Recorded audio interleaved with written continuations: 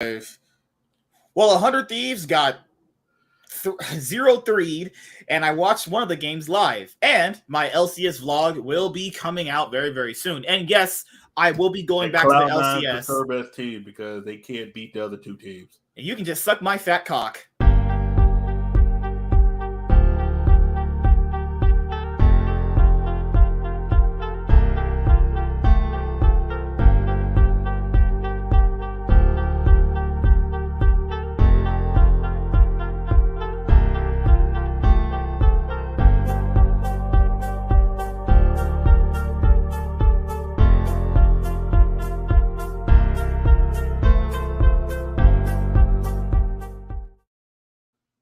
Yo, what is up, everybody? This is the Cloud9 podcast, season 7, episode 5. And your boy went to the LCS 2023 Spring Split Week 4, Day 1.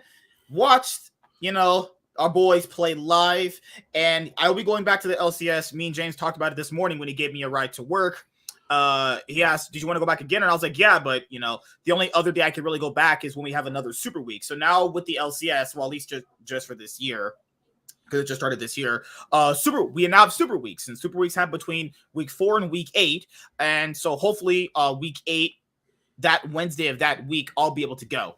Week 8 is when the spring split regular season will be over, actually. So yeah, it was amazing going out to watch the LCS games again. I mean, guys, I haven't been to the LCS since 2019. The last games we went to watch was when Cloud9 were facing off against TSM. This was back when the Cloud9 TSM rivalry was at like its peak. And I always say, I'm still always gonna say this: the Cloud9 TSM rivalry, if you go watch, I could even explain the context of those seasons too if people need me to. But if you go back and watch videos that talk about it, it's way better than TSM CLG. And this is when, so like Cloud9 had this thing of like reverse sweeping people, and then TSM reverse sweeps them in a series that they actually could have won. And then that was the last series I watched at the LCS. And that was my first ever playoff series too that I ever watched live. So yeah, watching Cloud9 lose in a playoff series was pretty heartbreaking. I'm not gonna lie, I was pretty sad going back home. Just like how I was last week when the Eagles lost the Super Bowl. I was pretty sad when the team lost in that kind of fashion, because you can't be up that far ahead and then just throw the game. But back in the day when Bjergsen wasn't an old man and he actually wanted to play League of Legends properly, he was actually kind of good. Before that play that Sean showed, I was there the day when he was still playing for 100 Thieves, and yeah, he did that really, really bad TP, and was so bad he didn't even come out and shake hands with people. Yikes, But yeah, 2019 was the last time I went. COVID shut down the LCS. After Cloud9 and TSM faced each other in week 5, it shut down. So it shut down for the rest of spring, all of summer, all 2021. But 2021 they tried doing this hybrid of teams could go on stage if all the players are vaccinated, so you had people playing on stage, but there wasn't an audience. And then in 2022, for the spring playoffs for both LEC and the LCS, they allowed people to come back to the studio. And then fully in summer, they let people just start coming back. So yeah, I had a great time. I vlogged it, and I told you guys I did. I had to get the footage off my phone, and there's a lot of it. So the vlog will be out soonish, actually. It's a lot of stuff I recorded, and your boy was spitting some riz. That's all I'll say. But yeah, watch 100 Thieves fail and fall apart, and it just happens. Okay, nigga, you ain't got fucking gloves, bro. Your fucking team, your team ain't doing that good either, man. Bro, we went 3-0, right? Results-based analysis, am I right? I'm just kidding. 3-0, but it wasn't a clean 3-0. You guys what are you talking about? Those games weren't. They were never gonna lose those games. Come on, let's be honest. They were never gonna lose those games at all. They were never in a position to lose those games. But you guys are shaking, man. Don't think it's all sweet. Do not think it's all sweet. I'm doing good right now. I have my wife. She's gonna blow me later on tonight. How about the Eagles? How about the Eagles, nigga? At least where's your team at? At least we were in those fucking Super Bowl finals. But guess what? You lost. That's me. You just like my team. You know what's crazy? You were at home, sitting home watching us play. So how about you sit down, sir? What happened? Your team choked. Y'all like usual, because Philly ain't never closed. Oh my god. You can't fucking close. You You ain't know, never go to you know one. what's a better feeling than not being in the Super Bowl? Playing in it What? is playing actually in the Super Bowl. And Just then, saying. hey, I rather not get a Super Bowl and be home than losing the Super Bowl like the way you guys did. That was a close game. What are you talking about? It was pretty much ref diff right there. No, because you guys were disciplined. You could sack the fucking quarterback. You talk about, oh, we got 10 plus. We got 4+ guys, 10+ sacks. Couldn't Hey, get I'm the not. I quarterback told you one. the defense fell apart No, in the no, no, second no, no, half. no, no, no, no. Your defense is there the whole fucking time. It's like the thing is, y'all never got Mahomes. Motherfucker had one leg, and y'all could catch him. Oh, don't remind me. I'll have to start snapping motherfuckers next. I know people started blaming the refs, and you could to a certain extent, but the defense started falling apart in the third half. Around the 1st and 10, they started falling apart. No, they started falling out. No, When he got into their heads, when he kept running that same play, they mentally just couldn't. no, they Like, fell. what the No, fuck? they This fell guy's too apart. good. I'm gonna tell you why. They fell apart because they never sacked him. They're used to sacking They quarterbacks. tried to. They tried to. A lot of people I can watch. They tried to, but y'all the defense, tackle him. their defense No. kept. Their defense was solid around him. Y'all tackle him. You damn near breaks his damn ankle, and this motherfucker just beats you. Like, come on, son. Oh Lord! Y'all never sacked him. But you know, so since Chaz wants to be all a fucking smart ass piece of shit, he's always playing degenerate Yu-Gi-Oh decks and shit. Just saying, this man's over here like, wow, people at my local don't like me. Motherfuckers playing actual degenerate shit just so first he can of all, win. I can respect the win though. Nigga, I win. What the fuck you talking about? Yeah, I told you that same before too. I mean, I don't care about if it's a respectable win. What does that even fucking matter at the end of the day? Like, all that matters is if you win. As long as you didn't cheat to win, it's all that matters is you win. I ain't cheating like one motherfucker who tried to cheat me out of win. What, slow playing? Nah, we tied, but this motherfucker just kept playing past the clock, and the owner he thought he won though, but then he ended up changing it last minute. Mm-hmm. That's why he ended up sliding me some packs. Oh, but he wasn't allowed to get back. Like, technically, you guys tied. It due to you have the same record, the same amount of points. I'm like, he hasn't been to the store since. Because I told Chaz we would do a deep dive on 100 Thieves' games. And the reason why I got to do this is because there's a good amount of you guys that like this team. So let's go over them. Now, as you guys know, I am not biased to Cloud9 either. That's my favorite team that I like watching for League. And they have some issues that we'll talk about after this team too. All right. So one of these games I did watch live. And me and James were next to each other, right? And I was sitting there thinking to myself, they just lost this game. Like, okay, so it's going to be hard to really break it down from the latter part. That whole EG game. Like, the issue here is EG already won this game way early in advance. The game was already over. Like, I'm sitting there while watching this, and Inspired's just putting his fat fist in Closer's tight, European. Oh, we got it.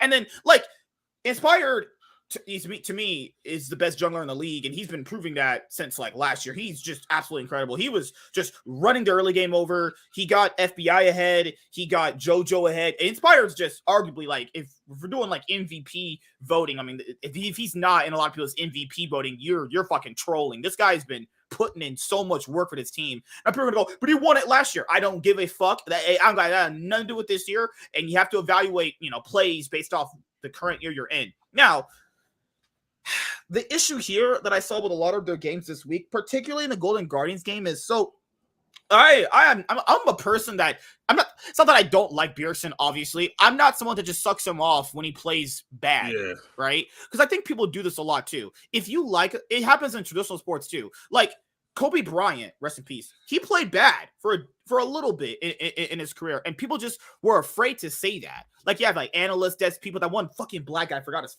freaking name. He would always, one guy would ask him, hey man, he double dribbled here and he did this. And he's like, no, but he meant to do it. I was like, so what people do subconsciously is that if you like a player or a lot of famous players, it'll take a while to register that they're playing badly. They have to play badly for a long time for people to go like, wait a minute, this guy's actually running it down. To be fair, he's been running it down for a long time.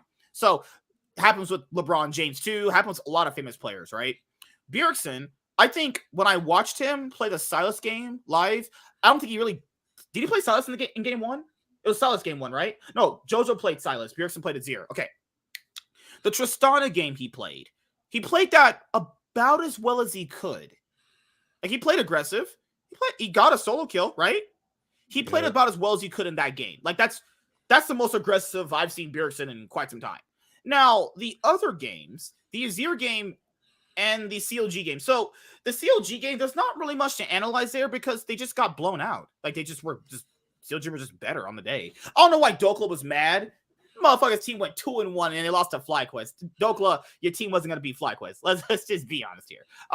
He's like all mad and said, bro, you went 2-1, you weren't gonna beat FlyQuest. I mean, be happy you got to 2-1. You know why? Because everybody thought that there's gonna be 2-7 by the end of the week.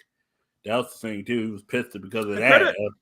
CLG, because there's a lot to go over, guys, and we'll start with 100 Thieves, and we'll go over all their games, right? We're not doing this for every team, but this is something that they have issues with, right? So I mean, Chaz talked about this on one of my gaming streams on my main channel. What's the biggest issue they have? Well, the biggest issue they have is they have this idea of their team is, hey, Tenacity is on tanks, Busio is on just pretty much whatever he doesn't feed on. Whatever support helps Doublelift. But they like I said, they're the chemistry issue. Go watch the voice comms from week 2 and then look at how they play. There's when it comes to teams, like I'll play a bunch of ARAM today. And I played some Summer's Rift. You can tell there's a chemistry issue when something goes wrong and then something else goes wrong, and it's a domino effect. If two things go wrong when you... Do you think it's a leadership issue? Because you said you had that at your job too. Like sometimes there wasn't a leader and you had to step up and be leader. What it was is when I become leader, people stop doing work because that's not a good thing, right? No, this is the biggest issue. When one person is able to carry a lot of the work, other people tend to get complacent and do as little as they can. As long as they know it's like with Doublelift, okay, we know as long as we feed enough to Doublelift, right, he could carry a whole game. The thing is, when in this and League, when you ban the champion that Doublelift needs to carry, like if they ban Caitlyn, who was the champion he got a lot of his wins on when they had their win streak, right? So people realize, wait a minute, if I ban Caitlyn and I ban Zeri, well, Jinx can carry, but you would have to. But Jinx is more of a late game hyperscaling champion, right? But if you get her like 5 kills early on, I mean, if you lose at that point, you mega suck. But that's their thing, right? So you're banning out Zeri and Caitlyn, and I understand why people were hot on them when they had their win streak. Their win streak was really dominant, right? They had a really dominant win streak, but that was against teams we expect them to be better than. Like, I can't really sit here and go like, man, I did not think they would lose to fucking Immortals and fucking Dignitas. I mean, I like, that's not a surprise. Those kind of wins those are wins I expect you to have because you have better players just by default, right? Their win streak came on the back of just beating teams that they're just arguably better than.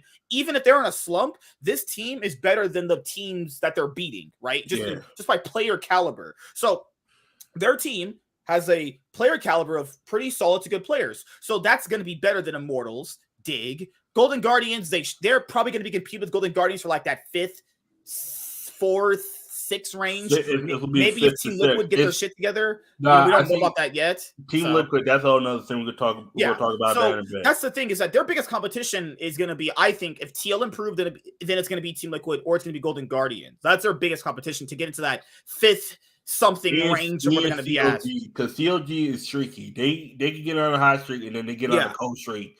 Like, they were really dominant in the games they won, which is what you expect. Yeah. But remember, in that Cloud9 game we talked about, they got like blown out. Like outside of like Closer doing that steal and Closer kind of keeping them in the game, that game should have been over in like 20 minutes. But and that's the issue with C9.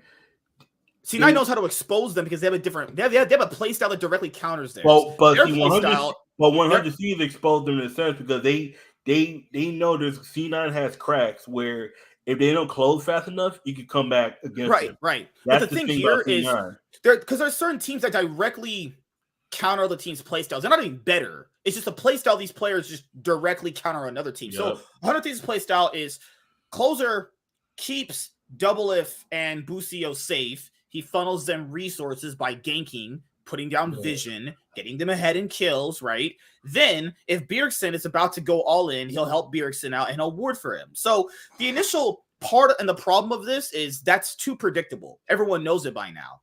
They don't have any other lanes they can play through. Someone's going to like, can you play through Bjergsen? Can you? The games that even that they won, they didn't play through him. They all ran through Doublelift. Doublelift won those lanes. All the games they won on their scoreboard, the 4 games outside of that Zillion game, even that Zillion game, what really messed them up in that Zillion game was because what was that Zillion game against? That was against Immortals, right? No, that was good. Was that Immortal or Team Liquid? Doesn't really matter. But between Team Liquid or Immortals, the game that he picked Zillion, I wouldn't say he solo won that game because teams just are so bad at playing against that. What's the matter of fact? Okay, matter of fact, let me go look. No, because that one was one. That one was one in draft. Do you think the team that they beat with that Zillion game didn't respect the Zillion revive? That kind of what it seemed like it looked like. They didn't respect the Zillion revive. They didn't really predict. They didn't really plan for it, so they didn't really play around it accordingly. That's because, but all the wins that they have all came through Doublelift. All of them came through Doublelift.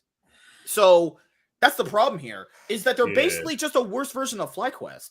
That's kind of what their team is. To a certain degree. FlyQuest's playstyle is Spica keeps Impact safe, so he doesn't go too far behind sometimes. Spica then repeatedly ganks for bot. I mean, we've seen that. Vikla can be on his own because he's good enough to be on his own. He can get solo kills. He can roam. He can help out the team. That's FlyQuest's playstyle. FlyQuest's playstyle is Spica gets early game advantages through, pathing very good, going to Rift Herald, going to bot, and keeping Impact safe. That's FlyQuest's playstyle. FlyQuest have no early game presence. That's why TSM were able to beat them. Like I mentioned before, and the other weeks of shows. FlyQuest have I won't say a weak early game. It's just non-existent. They don't really do anything in the early game. That's not a weak early game because they don't really have an early game to begin with. 100 Thieves have a early game, but I don't really know why they don't actually play up to that playstyle more. It sounds like they're adapting this like scaling playstyle when I don't think that's how they should play. But maybe that's a team decision to do that.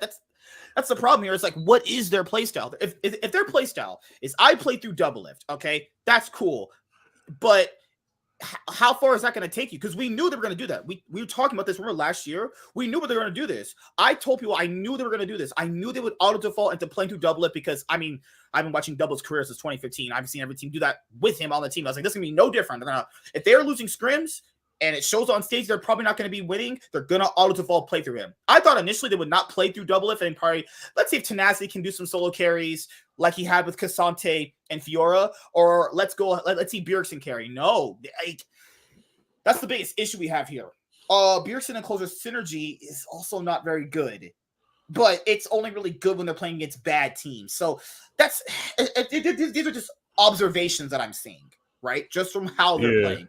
Busio, no offense to the guy, but he's just non-existent. He just doesn't do anything. Like, what? How many? I know. I was watching the game live. One of the casters, I think it was Captain Flowers or Kobe, they're like, yeah, Busio's had a great season for himself. Where? We're 4 weeks in. Where? What great season has this guy had? I don't think he's had a good season. I don't think he's had any really truly standout games to begin with. I think he just exists. Kind of like Lebrov. Well, he's better than Lebrov. You watch the LEC, remember? Yeah. It's like the bot lane for BDS with Crowny and Lebrov. They're just like them, except they're probably just a bit worse because Booster just doesn't do anything. Like, he's just non-existent. So I don't know what type of team they're trying to be when they have a team-wide identity problem. Who's going to be the secondary carry if Doublelift gets behind? Which playstyle are you trying to have? Are you trying to have a late game scaling playstyle, or are you trying to have an early game playstyle? You can have both, but I'd rather you try to focus on one, get good at one, then later on work on the other. So that's just my initial thoughts of them currently. Right now we're on week 4 because they just went 0-3. That's not a good thing, and they're currently at what 4-5? 4 right? or 5.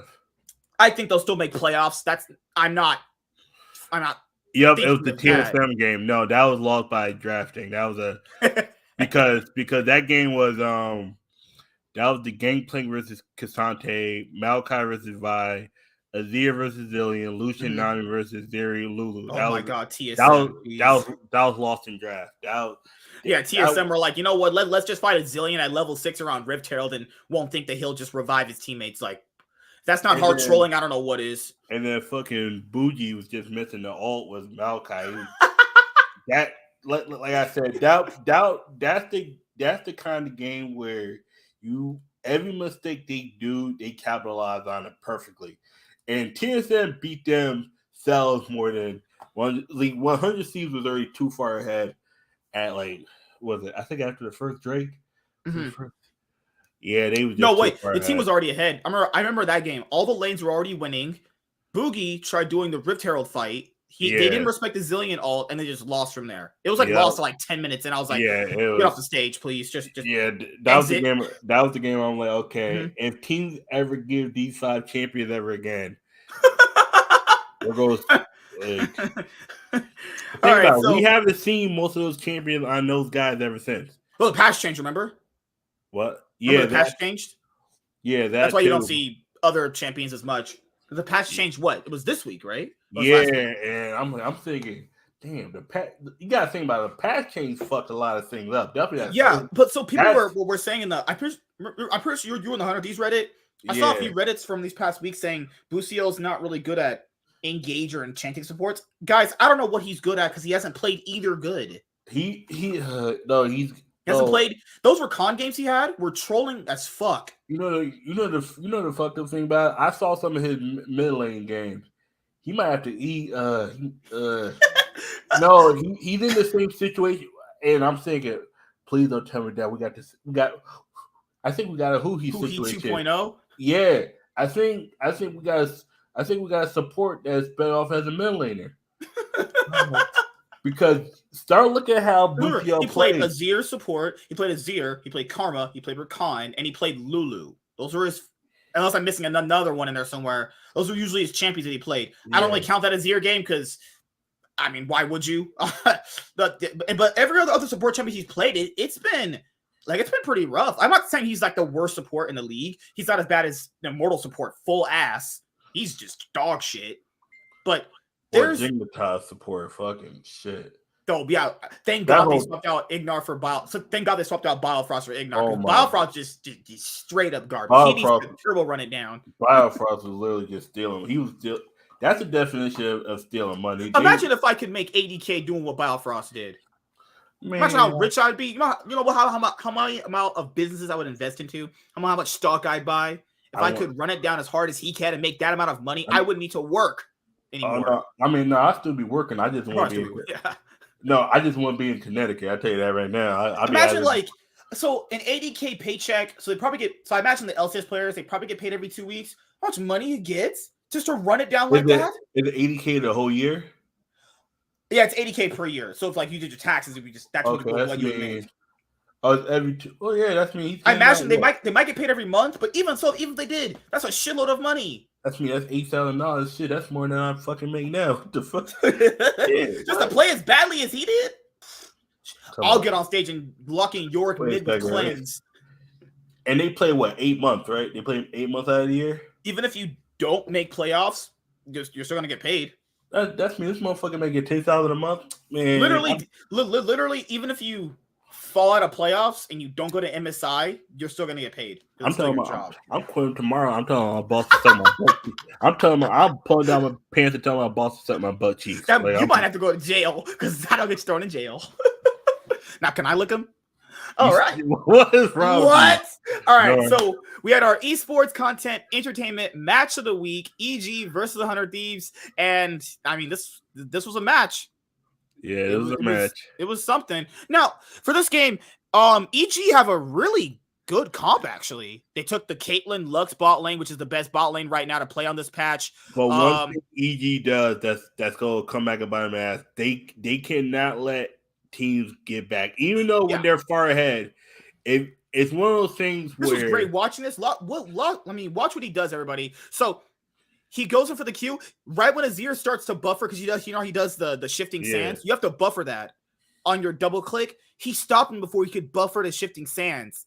I was like, that's some next level shit right there. Like, if your jungler is doing shit like that, and if you don't win, you might need to go to the jail. You might need to get reported to the FBI. He is trying to get your team so far ahead. So in this game, EG run down 100 Thieves in the early game. Yes, Double Lift does get first blood with closer, but that really doesn't amount to anything. Inspired ganked better, dove better, actually impacted the lanes better. Inspired just did everything better. I'm also not saying closer's bad either. This is just jungler diff right here. I mean, Inspired is the better player, so you expect this out of this team. So FBI, even though they lost first blood with Vulcan and FBI, they were able to stabilize their bot lane. They didn't give over any kills. Jojo Pion, he went from 5-1 to like 5-4. Now, the only big issue with the EG is in this game, they could have won this game. I mean, I would say 5 minutes earlier or about 10 minutes earlier than it needed to be. I really don't know why they were stalling as much as they did. They were really never in any truly bad position that they were going to lose the game unless they let Jinx, obviously free fire and team fights, but Double Lift got a chance to get to 5 items in this game. So that's the biggest problem with EG. Before we even cover them later on, is the biggest problem is when they need to know if they're this strong in a game, they need to just win. Because everyone expects this team to be the best team. I still think this is a better team than FlyQuest. That's just my personal opinion. I think the next time they face, they'll just clap them. But that's just my opinion. I think they have the better early game play style, which will definitely have a bigger impact. Like, you watching just what he does, they're just running them down. Like, it's not even close. Now, what really makes this what really stretches the game out is I think they start misplaying a lot of their team fights, and they don't actually respect the damage coming out of like Bjergsen when he's obviously like level 17 and he is dishing out shitload of damage with those soldiers. Now, they started to do Baron, and they try to catch a few of them out. Now, the biggest problem here that 100 Thieves has is their team fighting. I really don't think your Azir should be right there in this position when they know Vulcan could either throw his snare from Fog of War and then snipe him. I think when we go watch the Golden Guardians game, I think that's another issue they have too, is their front-to-back team fighting is also very bad. So right here, they get the dragon. They're starting to kind of, I wouldn't really say make a comeback, but they're starting to make things happen. Now, this is the part of the game where literally I'm in the crowd, and I'm sitting there going like, they just lost. He just threw the game. Because right here, 100 Thieves sent, 4 people to get a Baron. Yep. Then they left Bjergsen in the base by himself. Now, Bjergsen has his flash up. They're probably thinking like, oh, he has his flash. He'll do fine. What? They left Bjergsen alone with a Caitlyn, okay, a Renekton. Who do you think should have been the Lux. one? No, sorry, not a Lux. Who's the third person to lead the Wizard with them? Who's the third person? It was Renekton. Oh, yeah. Silas. It was Silas, FBI, and something. Yeah. So they left him a zero alone in a base by himself with a Caitlyn coming at him with a Silas and a Renekton. You think the Renekton will? He literally look at him. He flashed WD. But I'm gonna tell you, at this point, there's nothing else they can't do. You gotta go for it on 4th and 29. You gotta say fuck it. You gotta see if he's able to hold his own. At this point, it was one of those desperate plays. I was like, do you think that they could have 3-manned the Baron with Jinx, Karma, and Vi? I would have tried that. Because remember, if they had left Gragas in their base, Gragas could just ult them away if they wanted to stall for time. You're probably right. They still probably lose, but I would have probably attempted that. I probably would have had Karma, Vi, and Jinx there. And I probably either Gragas or Vi should have been in there with Double Lift. Mm-hmm. I mean, not Double Lift, Bjergsen. I was like, I understood, but I was like, at the same time, I was like, we're fucked. Yeah, while watching this, I was like, this game's over. They just left the zero alone. My thing, or what I would have done was, I would have probably had someone TP earlier or recall earlier back to the base. I would have probably had somebody should have, once it got to a low enough level where someone should have TP'd. And I'm like, this is why I said, like, because look at what Tenacity does here. And he's a rookie, and I don't mean to be harsh on the dude, but okay, so all he has to do is just body slam him, and he can't get in. But he used his ult. He used his ult on the Sejuani. He doesn't need to. Just body blocking is fine. Body blocking is fine. Why is he ulting him? This is why I said this is a good loss. This was a good loss.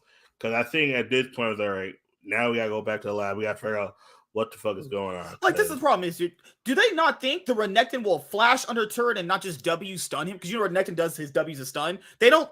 How would they not think he would do that? But the Caitlyn too. But MSK, you gotta. Have you ever been in a situation where you were like you gotta try something? The problem here is if they're gonna do this, they need to actually play it a different bit better. No, they were gonna get the smite. Like, they threw closer in. They were screwed either way. Because if you call back and then weapon they steal the Baron, you're fucked. Like I said, it should be in position to steal the Baron. I mean, you're not like wrong. Said, you don't know it. Shit gets to about 1,000, and then they like. When did he ult him? Let me see. Think about it. Who was inspired was still there. That's me. They knew who to bring out. Like I said, it was one of those situations where the problem here is, like, you are right to some extent. They can't not go for Baron because if EG get Baron, they just kind of in the game. That's why I said it was a lose-lose situation. It was worse that no one like had the worst all like, okay, we're already close enough with damage. We gotta get back earlier. That's the thing. They should have got back earlier because they got thinking in their mind. It's a 3v1. You're not winning a 3v1 when because they should look and see. All right, they got the support.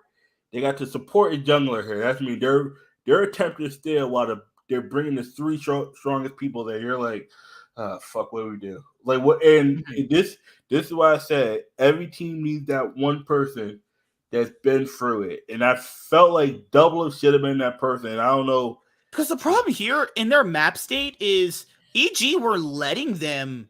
I mean, this is not good on their part either. Letting them kind of slowly build out their waves again by just wave clearing with Jinx and Azir. That's what I'm saying. Because this is more bad on EG just not ending the game sooner than 100 of these actually being good in this game. This is what I'm saying. EG, this is gonna come back and bite EG in the ass. Even though they won, now they're like, all right, EG is not down at the end. That's me. If we could catch them slipping, if this was against T1 fucking smokes them because somebody recalls back, gets there right at the time and kills them. Like it's one of those things where. That's been one of their biggest problems. Like, there are some games where they win the early game and they directly finish. Like in that Cloud9 game they played last week when we were in Cloud9, their Fudge was on Gwen. They won that. I was like, okay, this is a pretty legit team. Like, the only games it looks dicey from them is when they're not closing out efficiently. I don't know why they don't just close out efficiently. Think about it. That flag quest game with EG. They should have closed that one out, and they let Flag Quest come back in. The difference is they were never in the. They weren't in the same winning position as hard as they are in the other games because they were winning a lot harder with this game. It just happens that, like I said, it's one of those things where Beergen or freaking even Closer, but Beergen or Double now. This game, oh wow! I turned this game off halfway through. Straight up stomp. This was embarrassing. The draft went our way, and I thought a play. I turned this game off. I was like, because I came home right. I think I came home right before this game started. I saw this game, and I was like, yeah, I'm I'll have to log off because first of all, Closer on Jarvan of all champions, Jarvan. And really? It made. I know where they were going. I'm thinking, okay, this is more of a team fight. Jarvan into an Aurelia and a Talia who can knock you up, or sorry, knock you back. Yeah. I saw the idea they were going, but I'm like, okay. I think the Jarvan works, but you gotta pick champions to make Jarvan work. Because one Talia Flake, he's just not gonna do anything. Like he literally just ults and she just throws her W. It's W there, and she ults is a wrap. I'm like, okay. I saw that. What the hell? Like I didn't mind the rest of their comp, but I would say if you're gonna pick Jarvan, can Bjergsen play Yasuo? Imagine picking Yasuo into 4 of those melee champions. I think originally they were, and he went 0. I was like, okay. Because Yasuo works way better right here because, ranging projectiles. But after that, you could literally Yasuo W and Aurelia can't even do her ult. if you time it out properly. This is why I say after this, they need everybody they lost to this week. They need to mark on the calendar and they need to come back and kick their ass. So Dokla Dokla's ego got a little too big after this. I'm like, this is the kind of situation. Anytime someone talks shit after Sun, I'm like, I'm kind of like Michael Jordan. You talk shit to me, I'm coming back. I'm gonna fuck you up. Like I'm not one to take it like, oh, it was it's just fun. No, fuck that. It ain't fun losing. It definitely ain't fun losing away. And then you would talk shit. Dokla, you ain't good. You motherfuckers, you the same team. And y'all still ass. Like you catch a team slipping one time, but like I said, they need to go back into the lab. So right here, this is my issue. You're gonna ban. Okay, so they have Jarvan for Engage, but they're banning Ashe. Look at CLG's bans. They literally looked okay. They gave Doublelift the Zeri pick. They're like, okay, we're just better than you. We think we're better, and we'll just beat around it. But they beat around it with Sivir. That's not really confident. Sivir. The problem with Sivir, is that Sivir could just match Zeri's. Late game, they're about the same anyway. That's why they let him pick Zeri, because they looked at it like Caitlyn's automatically banned. Caitlyn being banned automatically, it was like, and then they look, okay, we got banned Jinx too. Even though Jinx is not Jinx, I think Jinx was strong. Well, Jinx, that'd be a horrible matchup into Sivir and Lulu. Yeah, but Jinx and Soraka, oh my god, you might as well walk to lane if you give that over. I wouldn't. Fuck that shit. That's why when they banned Jinx, I was like, okay, that's kind of weird. And then Maokai, I was like, they're banning Maokai. Who's the top lane of this game? It was Gwen, right? Yeah, they give to people keep saying they don't give him any carry picks. Gwen is a carry pick. But the thing is, he's played Renekton, he's played Cassante, he's played Fiora, he's played Gwen. They allow him to play carries. He's just not very good at them. Or the team is not directing him in how they want to be carried in certain team fights. They took away his first two picks in Jax and Renekton. I was like, okay. Because right here, it's not that they think probably that Luger is better than Doublelift. They're probably thinking, okay, if my bot lane goes, I don't know, 0-5 because Closer just ganks them repeatedly, then we'll have Sivir to combat Zeri if Zeri gets, if Zeri starts scaling into the game. The problem here with this game was they did this dive. I remember this first dive. I remember this. Closer, this was so telegraphed. This was so fucking telegraphed. Oh my god. Closer, what are you doing? I saw that. Why would they not? Oh, fuck my ass, man. Oh, this is why I saw this. I literally just like, I was like, you see this red ward right here? They saw him pass through this. I know. And where would he go? That's what I'm trying to say. Everything they do is so telegraphed. Closer starts red, goes Raptors, gets Scuttlecrab, puts a ward down for Tenacity sometimes. Then he'll path over to bot, see if there's a dive angle, gangster bot, rinse, wash, repeat. It's so telegraphed. This is why I said on the Reddit after the CLG game, the way who was it? Dokla was talking shit. I was like, dude, you gotta come back and put your foot in his fucking ass. No, because when you know you're better than somebody and you lose to him, that's gotta put a fire under you, because you gotta be like, Closer's in his rolled form. I hope not. That's not good. So this play right here. Oh Lord, I remember. Okay, this is the play. So this turret's about to go down. Doublelift's a little too far forward. That's a problem. Front to backing. It's their biggest problem. No, so Doublelift is too far forward, and obviously he's gonna get chunked out. The fight's already over. He ults. He already used his W and Q. It's over. Like, you might as well just not even keep fighting. They should have just ran when he got jumped on by himself. You can't win. There's no way you can win that. He literally just trolled right there. They let their ADC walk up by himself. I know that. This is when I left. I was like, yeah. A Lulu and a Sivir. And they know Fox is coming because Beerson's too keen. At that point, I was just done. I was like, because we're going home. I was like, because there's something that's not connected.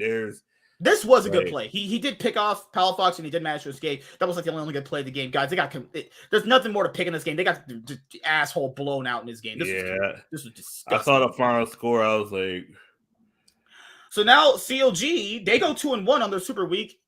And this is the Golden Guardians game you guys saw yesterday. Now, okay, I'm gonna say this right here. I hope when I go back to the LCS, I do not have to hear a La Tigers casting. I would throw myself out a window. But nevertheless, Golden Guardians on the 5-game winning streak now, biggest in the LCS currently right now. Yeah.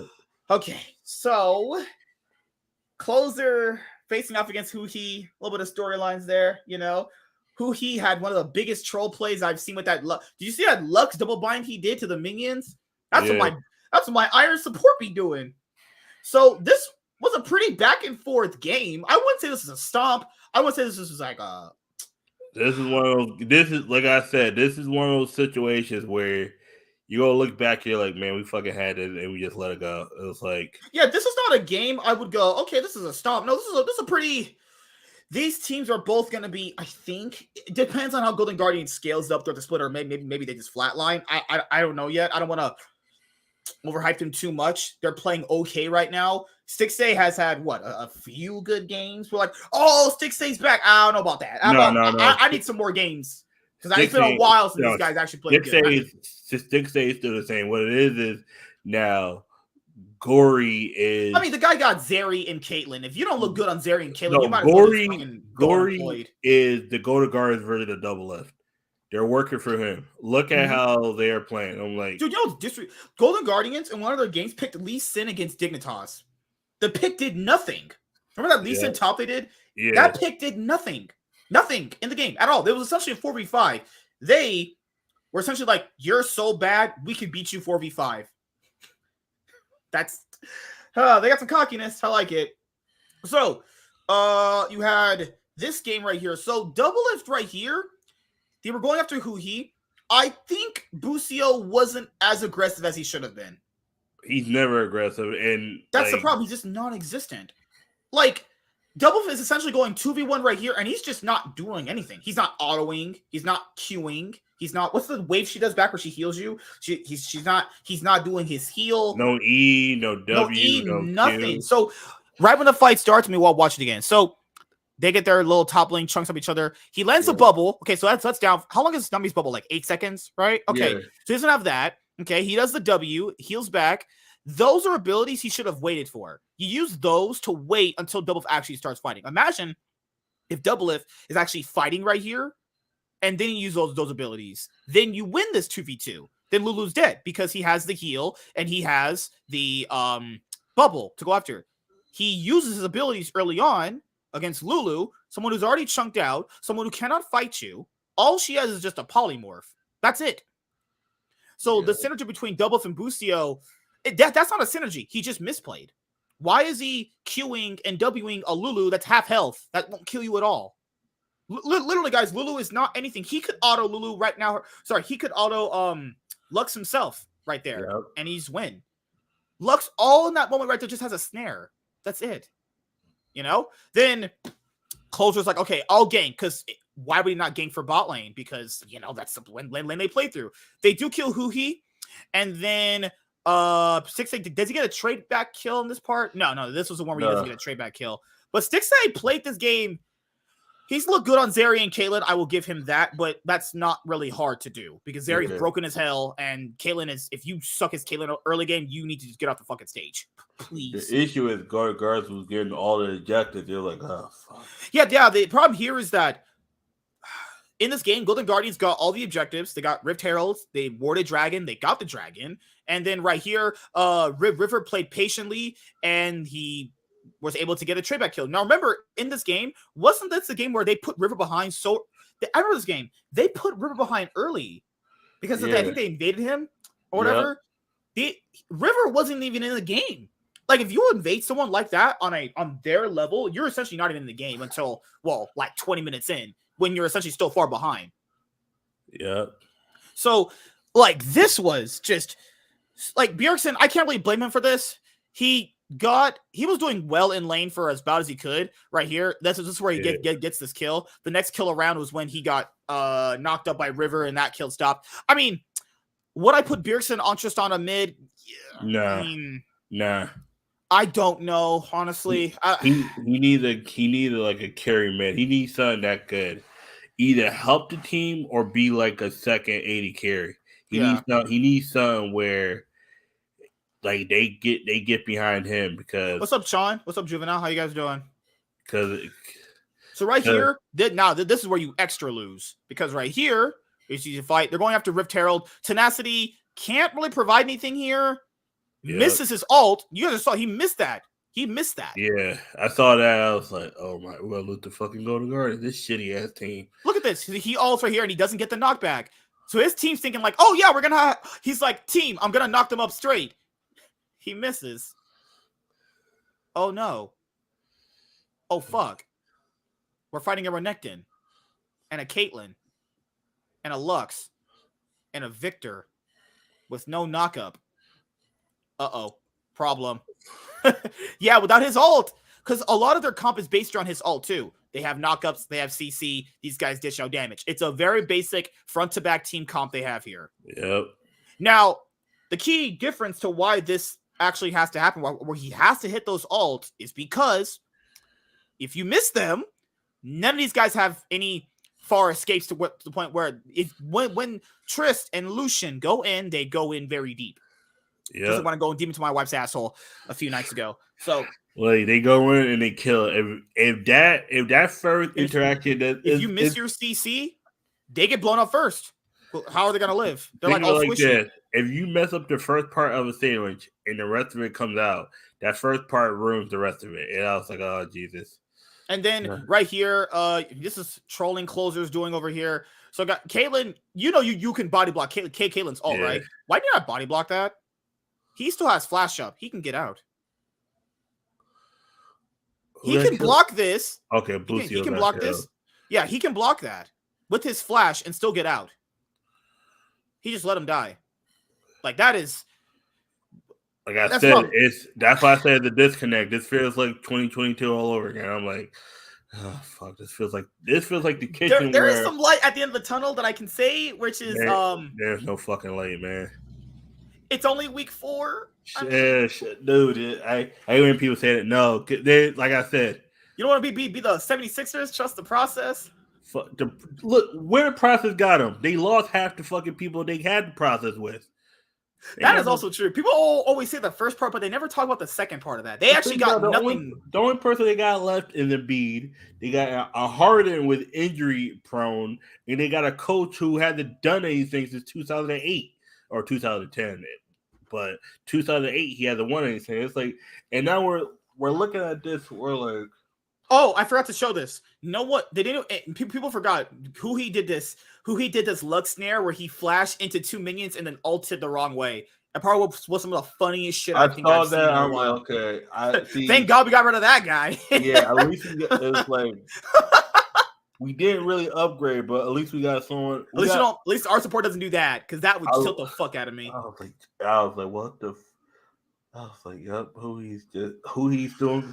Tristana is that type of 80 carry champ, Chaz. The issue is he has little experience with it to know the correct positioning and jumps. If he did, he could bait well. No, John, that's not the issue. Trust me. That watching this game, that is not. That's not wrong. That's what Tristana players should do. That's what you should do on the pick. But you gotta look at that. Is he the type of guy to play Tristana mid? No, Tristana mid is not the full problem. He played Tristana in the first place. You don't think he should play the pick at all? I think he should have went with. I forgot. I don't think it's the pick. In reality, he's just not the type of player to pull off the pick. It's probably there was another champ he could have done, but I can't remember because playing to Victor.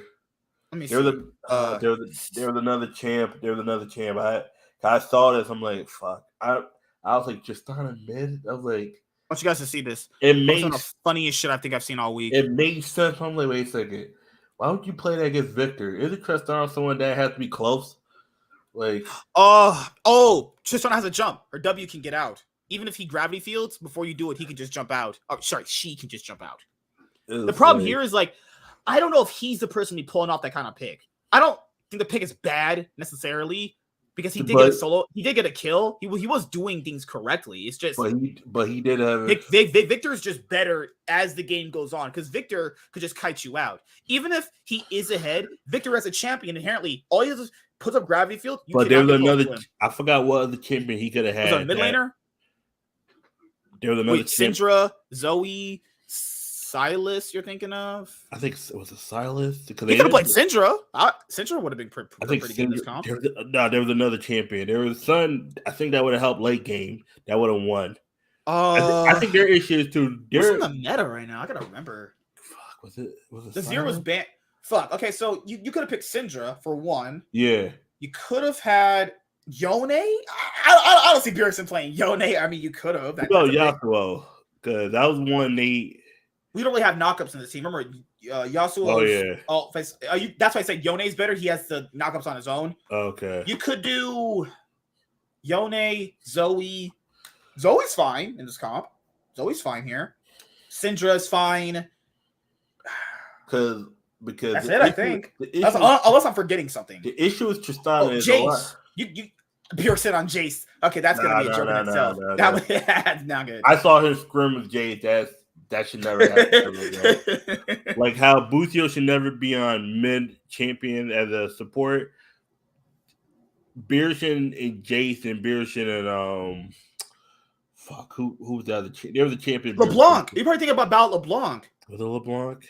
You could have picked LeBlanc. That would have been Was it LeBlanc? She's the one with like the blue hair or something. Not blue hair, like a blue hat or something. LeBlanc. That's blue hat. That's probably Caitlyn. Well, Caitlyn has a big hat. No. A blue hat, mid laner. No, LeBlanc. I gotta say who LeBlancs look like. She's the one that does the 2 chains. No, sorry. No. Okay, never mind. I was saying about Quinn. I don't know why I was saying about Quinn. So right, let me show you. Oh, okay, yeah. No, LeBlanc does have blue hair. Oh yeah, you're right. She does. You're right. Yeah. Huh. Yeah. LeBlanc could have worked too. That's how I would have went for him. Because I think Tristan, I'm like. The problem is. Because you gotta think about a lot of times Licorice comes over into the mid lane. That whole top lane, look, if Licorice gets behind the top lane, he don't stay in the top lane for long. Honestly, if he had LeBlanc, he probably could have punished Licorice more because Licorice hasn't been playing well at all. Really, Licorice been playing like ass. So is River. It too. You know the saddest thing. The top 2 players. Level 1 in the jungle is such a difficult situation to deal with. I've always got a lot of respect for the guys that can just keep cool and find a good way back in. Oh no! His brain doesn't work. And then the fuck I'm saying. This is why I say 100C's gotta mark their next match on the calendar. Who he was talking shit after? I'm like, okay, you know what? Bucio needs to get whatever. That gravitas he had during those scrims, he needs to get that back. And he needs to put his fifth all in who he adds. Because if you lose to a motherfucker that's doing that, I'm slapping the shit out of it. I want you guys to see what happened here. So he could literally, I shit you not, flash forward and hit. It doesn't matter if you hit. Doesn't matter if you hit them. People need to understand. Sometimes with your skill shots, it doesn't matter if you hit them. All it matters is if you chunk them out or displace them. And put them in different spots each other. Or if you get them to use their flag. You know what I'm saying? You know the time I missed a shot and the motherfuckers use their flag to get out of it. Yeah, you know what we call that? You call that worth. That's worth. Trust me, I've done that in a match where I was Caitlyn. I missed. I did clip the person behind them, and then the fucking middle laner come and he was Silas, rips both of them apart. Oh yeah, we're gonna talk about that. Yeah, later. I did not forget about that. Oh, fucking. Yeah. Oh, my God. So right here, this is probably one of the worst plays I've seen in a while. Not that. I forgot who that. I want to put my foot in. Jesus Christ, these people are soft. Getting set behind at level 1 in the jungle is such a difficult situation to deal with. I've always got a lot of respect for the guys that can just keep cool and find a good way back in. Hold on now, buddy. Just all the fails. Motherfucker missed his cue and like, I'll just shoot my ult. What is your brain on? Are you like crackhead? It was laughing. He messed up. We've all done that. It's all fun and games, but that was just holy shit. Yeah. I hate these people, man. It's people like, don't be too harsh on him. Who has been one of the pillars of the LCS. Why do people? equivalent accolades of the past to current play. I don't know, man. No one's disputing any of that. That's shit that's in this guy's brain, which is not wrong, but it's like, you know what I'm talking about, right? People are equivalenting shit that doesn't even matter to a situation that's present in present time. Oh, for the love of God. This is why nobody takes the LCS seriously. Yeah, that... Especially when you've had time to actually think about the play, too. In that play, he had more than 10 seconds to think about it. And he just still chose to do whatever. That was like that meme where you tell someone something 3 times and then they just end up doing the total opposite. I tell you the game and you get swung right in. I was like, no, go around. Oh, man, I got you. You'll have that gank where, like, you'll tell people, hey, don't gank right now. You can wait. I'll recall and I'll come back. Motherfucker just ganks, kills himself, and he blames you. I'm like, is your brain working? Your brain don't work. That brain is not on. That last week I told somebody, that shit's no good. Toss it out. They don't toss it out. They serve it. I'm like, oh fuck. All right, so that's for 100 Thieves. That's my opinion on them in more of a long form because I had a chance to watch one of the games live and I got a chance to really go over their games. They need to improve on a lot. I mean, Bjergsen tweeted out too. Did you see that tweet he put out? He said they got to improve on a lot of stuff. Yeah, they do. So I don't know where you could start. There's a lot of issues. They got to change up their gameplay. If they're going to stick to one playstyle, they need to play that playstyle as best as they can. It doesn't really matter if someone knows that's your playstyle. You just need to play that playstyle the best you can. No, you see, the issue is if they counter that playstyle directly, you gotta come at it from a direction where they don't see it coming.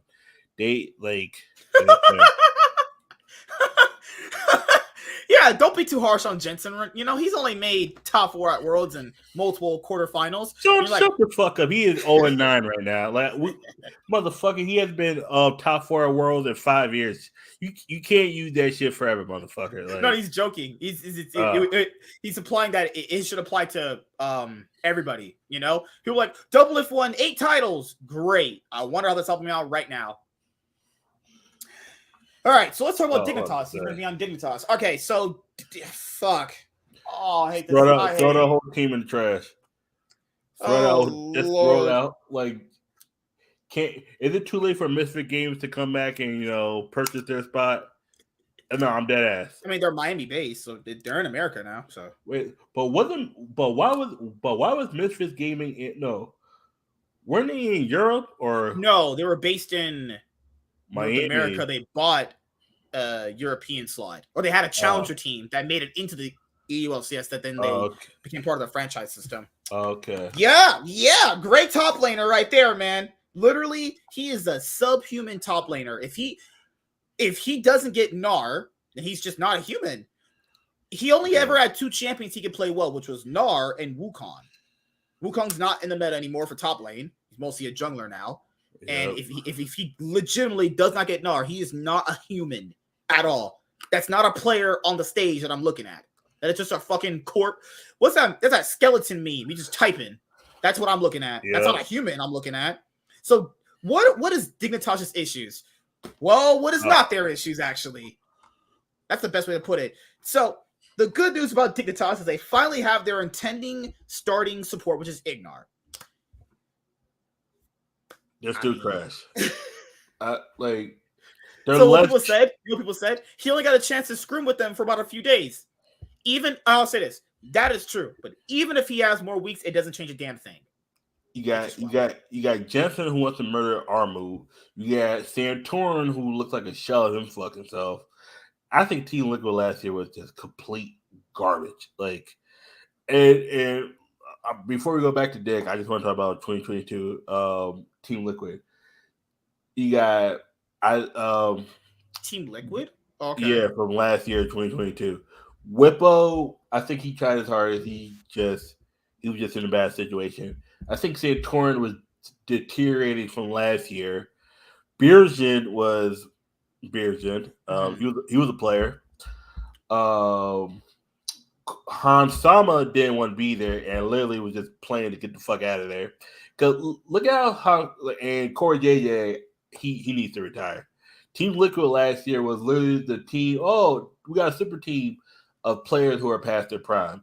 It was pretty much the 2012 Lakers with a Kobe, Steve Nash, and Dwight Howard who had a broken back. And now with Dignitas, it says we don't got that. We got two past their prime players. We got a fucking 80 carry who I think should be getting arrested for robbery. Ignar is better than Biofrost, but that's not you. You can't be any Ignar is bad, but the problem here Biofrost is Biofrost's playstyle is more like people say he can play engage supports and enchanters.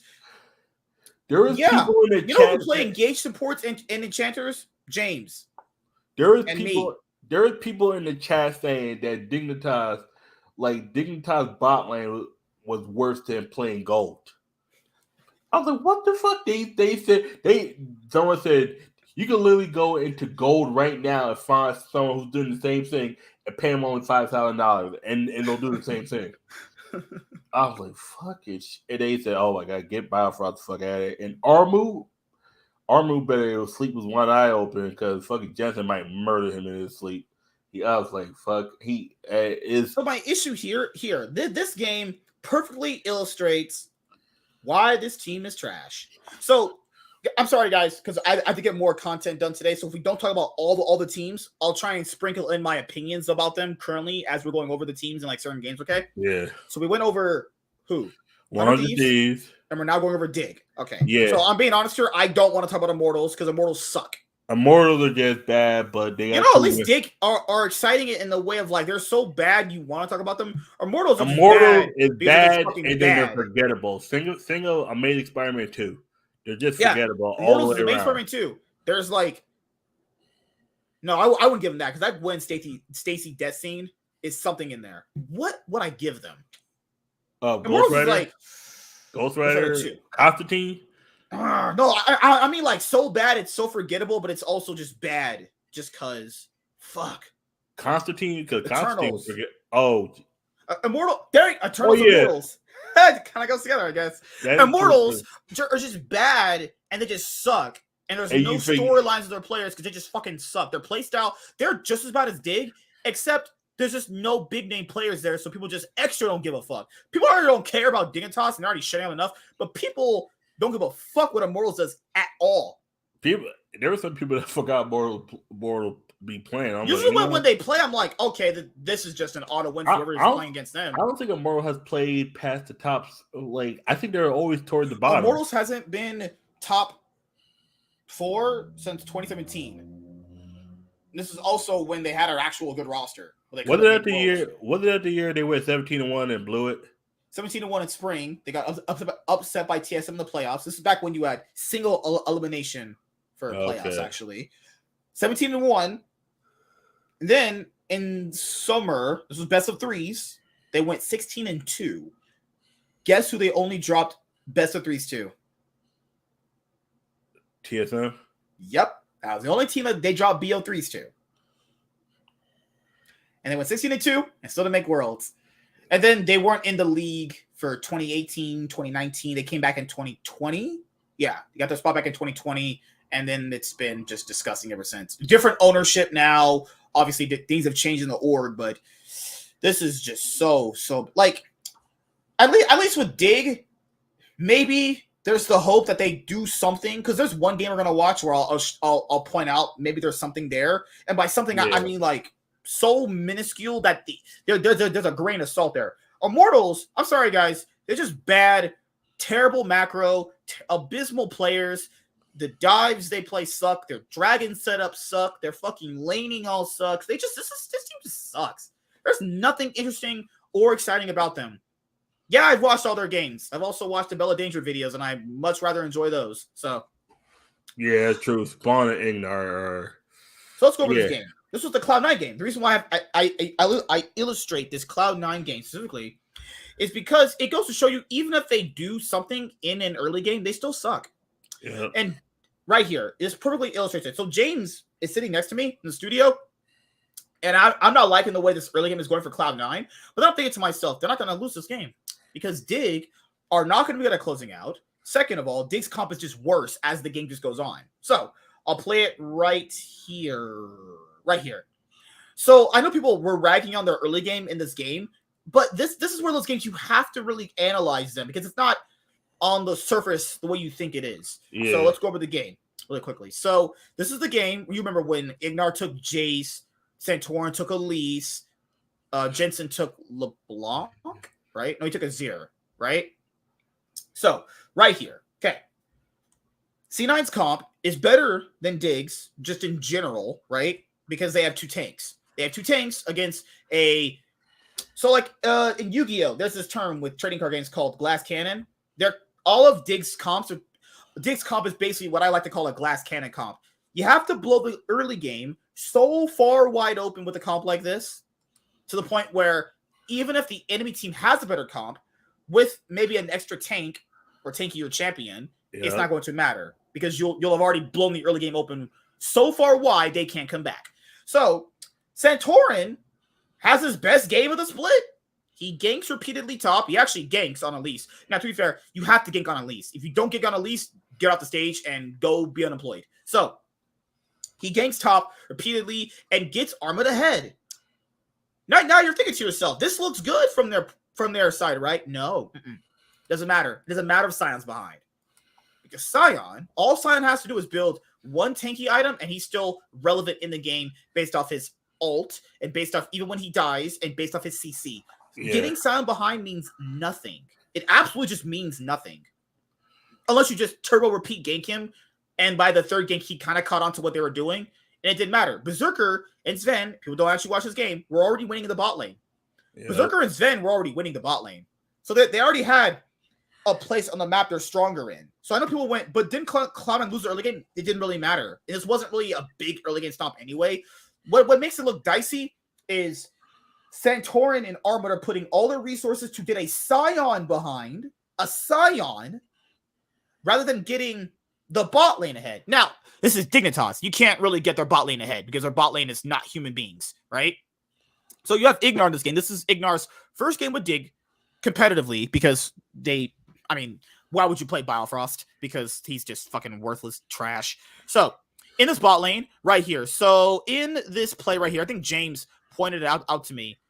Because okay, so right here in this bot lane dive, they're already losing this. Maokai comes in for the dive. Yeah, he rooted too early. You see what you know how Xayah does the feathers and she pulls them back with her E? He does it too early. Why did he do it then? I don't understand. Like, this is how bad this team is. This guy playing ADC is a paycheck stealer. He's awful. This guy is trash. He dodges the Maokai ult, uses his feather pullback on minions. You can't make this shit up. Look at what he does. I want you to watch this very slowly. This is some of the most... Man, I could bring a cat on stage and I'm going to play better than this. He throws his E, and he throws his Q first, the QW combo. Why does he pull the feathers back right there? He has his ult, and he doesn't even use it. What? Please, I'm going to take my computer and throw it outside. This guy is awful, man. This is some mega trolling shit. I mean, you can't blame Ignar. He doesn't have an ADC. He's playing 1v3. I mean, he's playing at 1v3, and then his top laner and support are ganking a Sion. You can't make this shit up, people. You just can't. And then they mess up a Rift Herald. It was part of the game where they messed up this Rift Herald takedown, and then it lost the team fight, and they just lost the game. They were never ahead. This game was never in that kind of... This game wasn't like EG when they get ahead, where it's like, this shit's probably over. No, this is not the same at all. No, this was pretty much like... They went ahead, and then they just did Dig stuff. They were ahead in the sense of like putting Sion behind. They weren't actually They're putting pressure, but they don't know how to... You know why they know how to do it? They're never in winning positions. They wouldn't know how to close out. They've not been in one winning position ever. Think of it like this. It was like when Kansas City was down 24-0 to Houston Texans in 2019. And then you turn back on the TV about 15 minutes later. It's 28-24 Kansas City. You're like, wait a second. Wasn't Houston just up? First of all, there's 4 quarters. You give Mahomes you can't let Mahomes you can't give Mahomes too much time. Houston had never scored back, and Also, this is what I want happened. you guys to look at this too. This is also so much troll shit this guy does. Okay, so in this fight, he's next to Santorin, which that's not really the place you really should be in that moment. Blabber gets cut out right here, where Ignar catches him with the hook. Blabber starts his ult, so he can root one of them. So he twisted advances in, so he W's with his ult. Spawn just ults. Okay? Yep. He's already in a bad spot. Spawn is... Oh, fuck, I can't do it with this guy, man. It's just so troll, man. So he's in a bad spot right here. And thinks to himself, man, the Lucian, Sion, and Nami won't attack me. Why is this guy on the stage? Like, he's such a troll. Dig have literally 3v5s every game because they don't have an ADC. They for sure as damn well don't have a top laner. The games are just... The rest of the games aren't even watching. This team is just fucking awful. It just highlights you guys how bad they actually are. Immortals and Dig are just so fucking bad. Get Wild Turtle. Get anybody, please. If Spawn is still playing when this week starts of games, I've given up. I'm done. Their spring is over. Their spring's already over. They have to legitimately win every single one of their games to even be in contention for playoffs. I can return right now. They're going on 3 against 3. There's the top 3 teams are not beating. Like every other team that's below 7-2 is beatable at this moment. So that's just God. 8-1, 2. There's 8-1 and 2-7. They're not beating FlyQuest. They're not beating Dig. They're not beating C9. They're not beating them. Golden Guardians. That's not happening. No, Golden Guardians is like I'm not sure. They're not beating TSM. I don't think TSM's that good, but they're better than what Dig is putting out. No, 100 Thieves are not beating. Remember the last minute face 100 Thieves? That asshole got real gaped.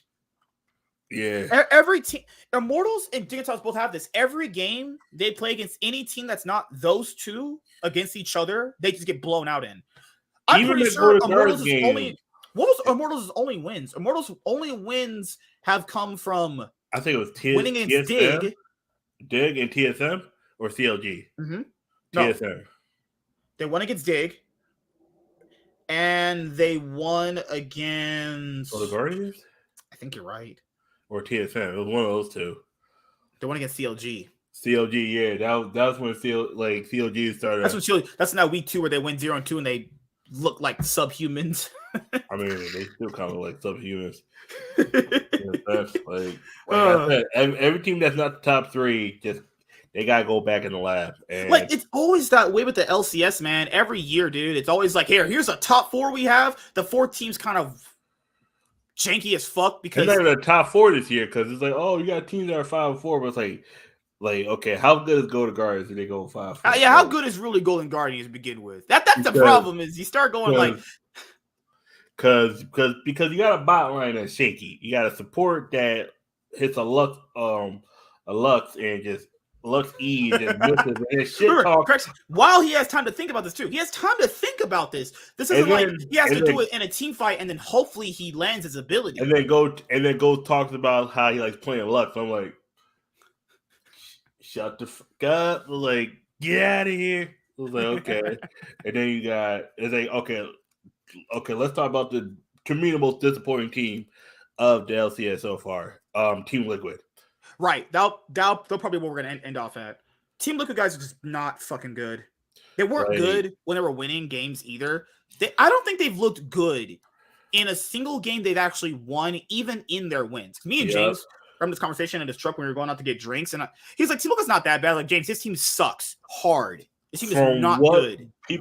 From where people had them in standing, they're bad. Like FlyQuest losing team TSM. I didn't even have them like winning the split. I just said that this is a potential. I know I have my words very carefully. This is a potential dark horse team based off the players and the potential they have.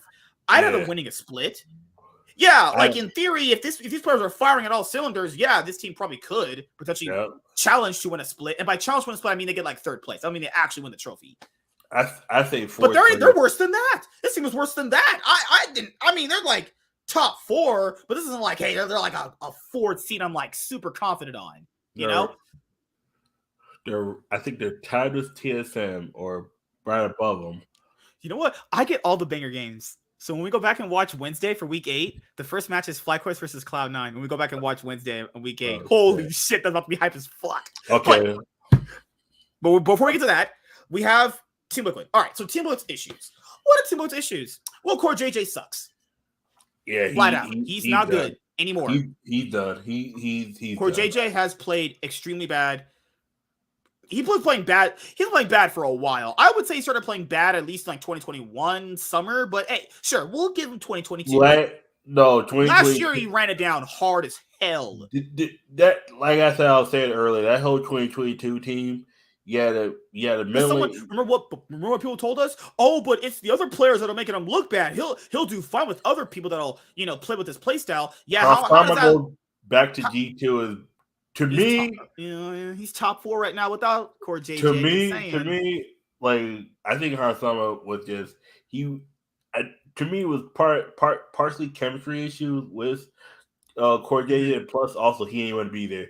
You could tell when someone want to be there because their production level is at an all-time minimum. Right. They do whatever it needs to be done, and then they leave. They're like, all right, cool. You watched that because you were off that day. I texted you. It was the EG versus Team Liquid game. Yeah. Okay, so the EG Team Liquid game, they could have won that. I will give them that. They could have won that game. Yeah. But now that's the thing is that. The thing is that when people always say that these teams could have won the game from the position that they were in, yeah, they could have won the game. I'll give them to the game. Yeah, they could have won the game. But I'm gonna tell you why. But do you trust that they could actually close out the game though? See, any team could potentially win a game based off the position they're in. But are they good enough from the games that we've already previously seen to actually do that? Someone can't win the top lane. Someone's not a human. Piosik is just garbage. Piosik is playing just as badly as. Remember we were watching Homo Life. Yeah, he's just as bad as Clid. Clid runs it down. If Clid is running it down for people, then Piosik is definitely running it down. Who is it? Who's in Milena again? Harry. No, yeah, Harry. Yeah, he's. I'm not biased because I actually had a chance to finally meet him and I did interview him. Harry, you're not really playing that good. Yeon, he's trying a good player. Yeon's trying his hardest, but it's like when. It's like 1971 when Kareem Abdul-Jabbar gets like an older Oscar Robertson. You sometimes have to carry the veteran. Oh, Core JJ still has it to a 8. Nah, there's no tool even to a certain degree. He just is fucking bad. No, Core JJ is done. He's not. I'm sorry, guys.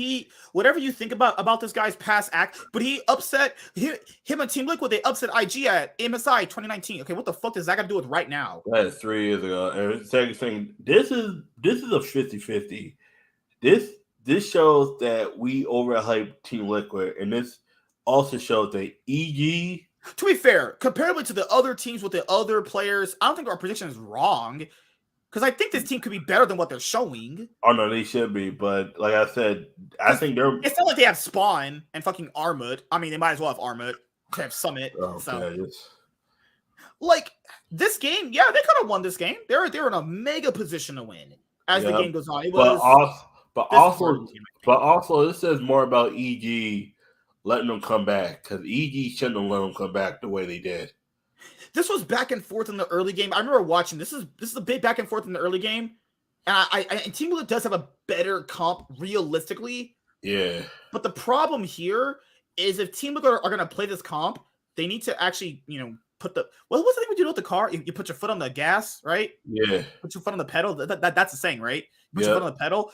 They kept putting their feet on the gas, but they kept letting it down. No. If you have a Baron push, they have a Baron push right here with a Caitlyn and a Nazir and a Lux, and they're like, you know what? We're just gonna back off. Wait, what? They kept taking the foot off the gas. That's what it was. They don't have to back up at all right here. They're winning. Why are they the ones conceding? That's the Baron. That's the phrase. They kept taking their foot off the gas, and when they took their foot off the gas, EG were like, free game, I guess. Fuck. Because I'm talking about, guys, why do they not keep fighting them right here? Because if Azir is really low. You have Caitlyn traps, and he has his ult. And you have a Gnar. Because if they kill at least 2 of them, they're done. They win. And they might be 4 or 5. What was that play that Piosig did? There was a play that Piosig did that almost made me fucking lose my brain. I forgot which part of the game it's at. He ran in and just threw it. He just ran. Oh, this thing was right here. So Piosig is like, I am a paycheck stealer, and I just get killed. See what the guy just did there? That was, yeah. He's like, Wong Ching Chong for life. Fuck. Yeah, what is he doing? What is Piosig doing? Walking around, ain't throwing abilities, just sitting there going like, man, I just cheated this team out of fucking money. Look at what he's doing. He's just walking, doing nothing, not throwing a Q, not autoing. It's like, I'm afraid I'm fighting suiciding. He dies. Fuck. Yeah. Watching that, I almost had a stroke. And this right here, why don't you get back? Why did Summit go in? It's all bad. They just. Why would you recall right there? What else? Like you know, you gotta get further back. You know how bad this plays out. Okay, so Piosig is like, you know what? Okay, where is Piosig at? So right here, they have Piosig and Summit with the ADC. It's not bad. Then Harry's like, okay, I'm gonna use my hourglass, my stopwatch. He's dead. Okay. Yeon gets a kill. Yeon's like, okay, guys, we should probably leave this. Piosig is like, normally the dog needs so it's and he just dies. Summit's like, hey, I'm invited to the party, right? You are. Oh no, sorry. He didn't recall. He got rooted. That's what. Yeah, no, he was fucked. He should have been in the spot anyway. Why was he in the spot? They lost the team fight already. Yeah. At no point should he ever be right here. They already lost this. They're lucky they got a kill back. They're lucky EG was trolling right there and got a kill back. And I was like, okay, back off. You need to do nothing more here. You kind of won it, whatever. And Piosig is like, okay, I'm going to try and see how I can be unemployed next week. Someone's like, did I get no invites to this party? Yeah, man. It was a surprise party. Guess what? Everybody You got fucked. Yep. Surprise party where you get fisted in the ass. That was a surprise party. So, fuck, man. Like, Piosig is just straight up trolling. I'm sorry, guys. And then Summit, some days trolling himself. Someday in this game was trolling himself. He was on Fiora. He was already down in levels. Got kited consistently by Summit, who played decently okay, I guess, in the outside of lane. And then after that, Sumday's like, I know I'm getting kited out. I know I'm losing all these 1v1s, but I'll still fight this guy. Remember, Sumday's also 4-1 here, too. Or yeah. He's up in kills. The thing is, Summit has more items.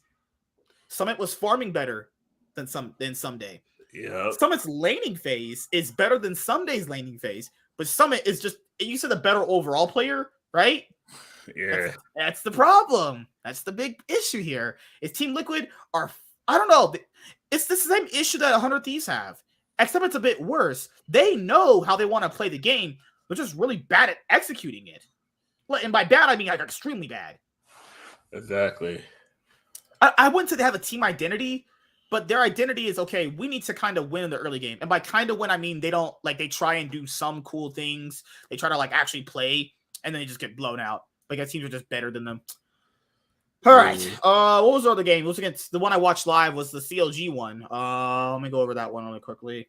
That's the one where Luger got the quadra kill on Kalista, right? Yeah. It was one where Dokla was getting put behind on Aurelia early on, and then he had to fight around the dragon pit.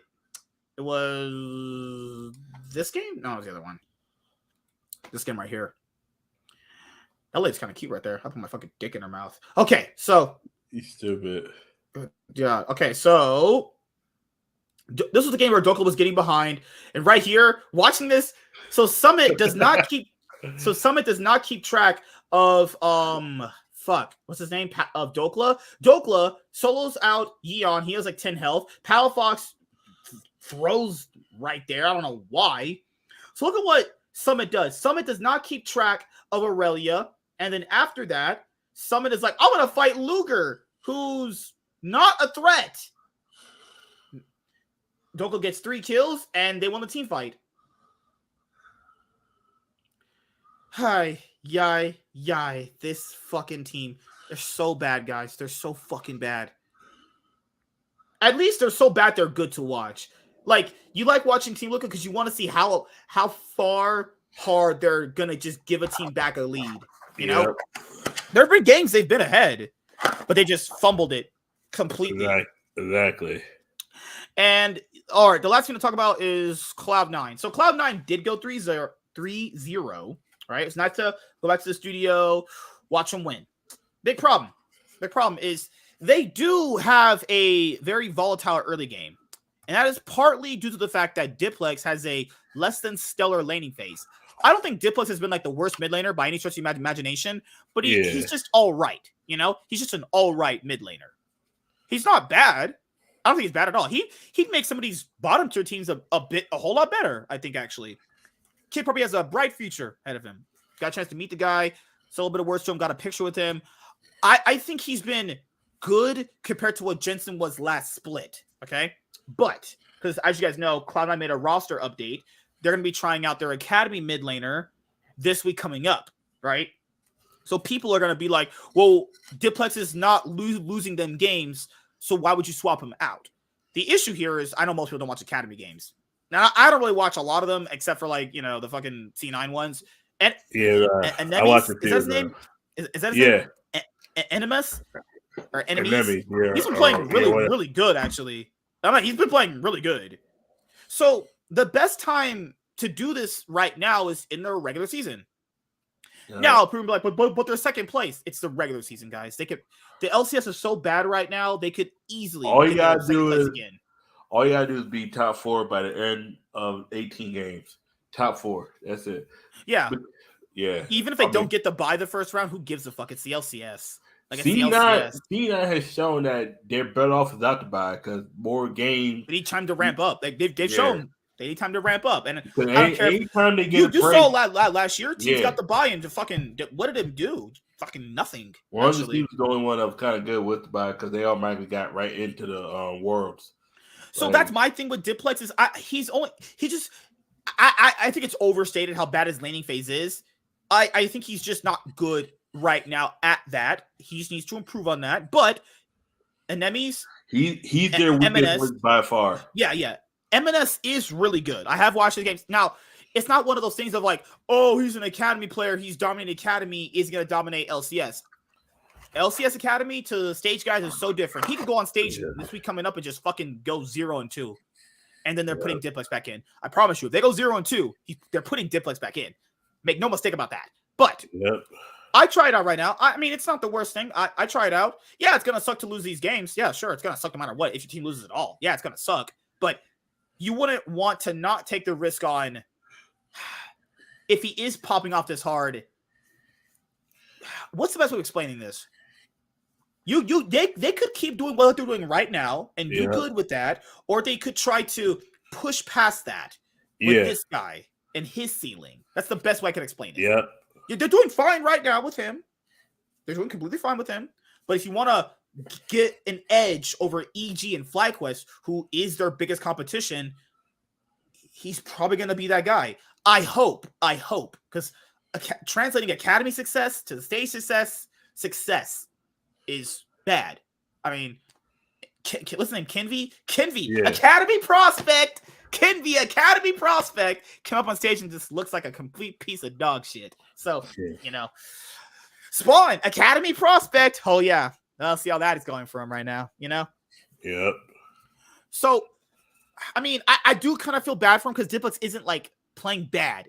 It feels weird that he's not playing bad, yet he's still getting replaced. That's just how sports work, guys. How to make the rules. There's players on many traditional sports.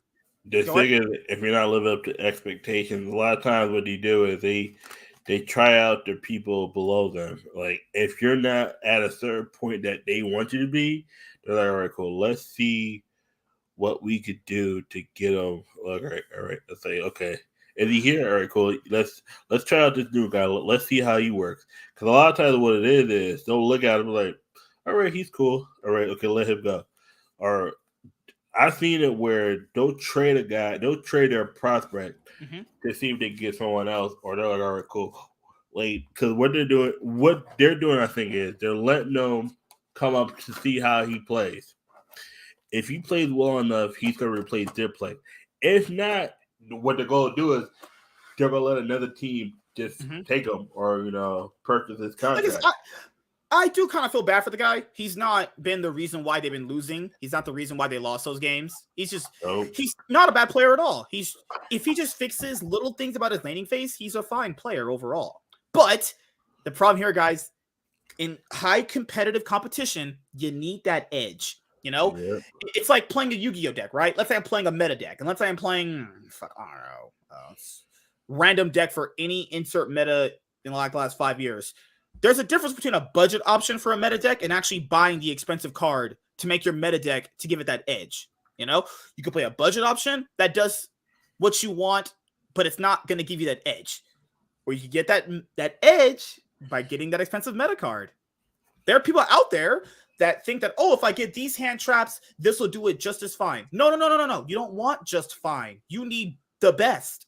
You need the best chance to win. That's the issue.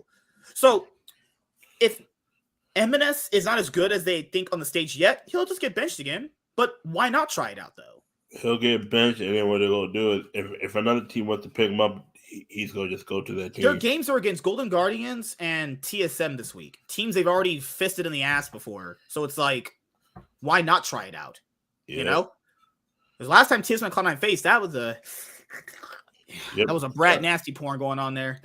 They did things to TSM that should be allowed to be on stream, actually. Exactly. So let's talk about the Sven Yeon drama. Okay, so I can't really spell it out for you in words, so I'm just play this short, and then we'll just talk about it, okay? Cutie Cinderella. Oh, my goodness. I would just put my whole fist in her butt. Right. You're so stupid. All right, so let me. Why is the audio not going? What the fuck? It's why he playing. Because you gotta click it on top because sometimes it's automatically muted. It's automatically muted. That's weird. That's weird. It's all right. So here was the thing, and we'll give our opinion about it in just a moment. Okay, so here's the drama between Yeon and Sven, and then we'll talk about why fucking the LCS is literally just full of pussies. Oh my god. Said our academy team is better after they killed us, and then at the end of the game, Sven said, "Go back to academy." So it was fun. Why he didn't take his hand? Time. Oh, did they not? No. Oh, that's funny. There's real freaking hot sauce out there. Look at that. Ooh, replay on that one. Here he goes. No, thank you. Oh my gosh! I did not see that. That was good. I think Yon said. What the fuck? Oh god. Okay, so the best way of me explaining this, to not go super far in depth into, let's say, politics. The LCS has always been a place of the biggest pussies and the biggest bunch of fucking liberal-minded weirdos for the longest time, right? People in this league have cried about there's no storylines between the players, there's no rivalries, there's no this, there's no that, there's no this. The time it happens, they're like, unprofessional. This guy's being unprofessional. He needs to apologize. What? Two things can't be right. The issue is this: as long as it doesn't cross a certain line, if it's just banter between two people, it's one of those things no one could have a joke anymore. It's the whole thing with Tiger Woods going around. Apparently, he gave a golfer a tampon as a joke, and people was calling him misogynistic. I was like, no, it's not misogynistic. It's just a bad joke. I got a whole Twitter thing on my other account with this guy had the best comment right here. Everyone being this is unsportsmanlike. F that. This makes things interesting. We hold standards for pro gamers. We don't even hold for traditional sports players. Yeah. No, they do. No, they do. Because this same week, it was the same thing with Tiger Woods. Tiger Woods had the issue with people calling him. I think if it's a player that people don't care for, I don't think they care as much. Yeah, if it's for Steph Curry or LeBron James, people care. It's for people that have investments in. That's what it is. If you don't have an investment in player, it's like people don't care. It's like most motherfuckers they don't care about. It's like they won't care about players 9 out of 10. That's why NA is so weak. Players are easily provoked by words. Yep. Mm-hmm. When it's crazy, it's like, have you, man, I challenge anybody here. Go and look at some of the T1 subreddits in English and let me know about words being too harsh about these teams. People think the West is too soft on these players. I challenge anyone, go to the Reddits of the LPL and the LCK teams that are very popular, that have won championship titles, that have been consistent top dogs in the region, and see how their fans react to certain players doing certain things. Now, I'll say this though. People are just fucking pussies. First of all, it's not that big a deal. It was funny to me. I mean, I guess it's all subjective, right? It was funny to me personally. But I don't get why people said he had to apologize. For what reason? He doesn't owe you shit. He owes us an apology. The fuck are you? Who the hell are you? I owe you what? Entitled motherfucker. I'll throw you out my window talking to me like that. Why? Are players not allowed to not like each other? Are players not allowed to not trash talk to each other? Even though Yeon started it first, but Sven is the one that has to apologize? I swear, you people couldn't last one day in the real world. You people can't last a day. But the issue is even in the real world now, it's becoming like online shit where it's like, I got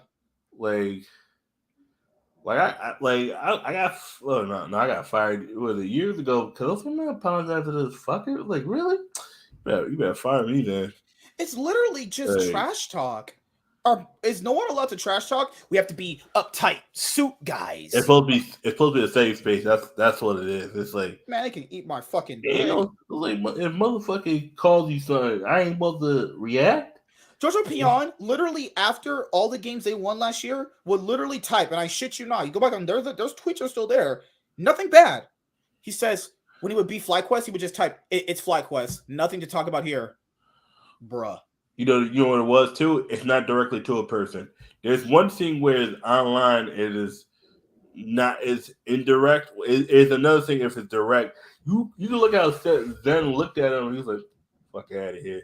It's like Michael Jordan after he beat Charles Barkley, he just looks at him like, fat motherfucker. It's like you people are just too soft. The LCS fans cry year after year. There's no storylines between the players. It's so boring. Interesting drama comes up. This is drama on such a small scale. I wouldn't call this drama. I call it what Eric said to Jody. That's just slight work. It's just kind of just how it is, you know? That's what I call that. I would call that like slight interaction. That's a basic interaction among some people. That's just, God. I could sit here all day calling most of you guys. Not all you guys are watching. You guys are smarter than that. I'm glad. Yeah. Saying, Jesus Christ, man. If that triggers people, I'm legitimately scared for you to walk outside your door, okay? Because you cannot survive. I promise you. Thinking out pussy like that. MSK, the issue is the world has become that. It might not have to become where you're from, where I'm from. No, yeah. But if you're that big a pussy, stay inside and never go outside and interact with any human being whatsoever. You are a fucking loser. It's much easier to hold back because sometimes if you don't hold back, you gotta actually be like, all right, cool. Cause if it was me, like I would have looked at him and and just walked off. I wouldn't have said anything. A lot of times you gotta do it smoothly. You gotta look at a motherfucker, you gotta look him up and down, and just be like, okay, just walk off. Give me a second. You let do it right now. What you do is you let them, because usually a fist bump. You look at them, you just keep walking, for the whole M&S thing, yeah. Cloud9 has this history of taking people that are quote unquote toxic and what's that word? Reforming them to a certain extent. You can't reform somebody that's toxic. All you can do is you put them this is toxic in the league, and we know how sensitive some motherfuckers are. And they're typing this shit in solo queue. And that's kind of where a lot of this went. So Jensen, yeah, they had the stats right here. Failed behavior test. Okay, what the fuck? Yeah, that was LS's friend. LS brought over his friend last year for their academy team. I really don't know why. He was never going to start over Blabber, but whatever. Jensen, that's probably the biggest defining one. I mean, I hope this can be a thing because for League, the reason why I treat toxicity different is because League people, as I've seen throughout many years of playing this game, people are just fucking pussies. So I don't know if what he said is actually toxic, other than maybe you're just not maybe you're What just. what It's, did he it's what did probably he not say just being exactly? sensitive. The new guy, I don't really know that. The new guy that I have not looked into that drama yet, personally. Because what did he say for them to have that I reaction? think it was, hey, fucking shit laners or something.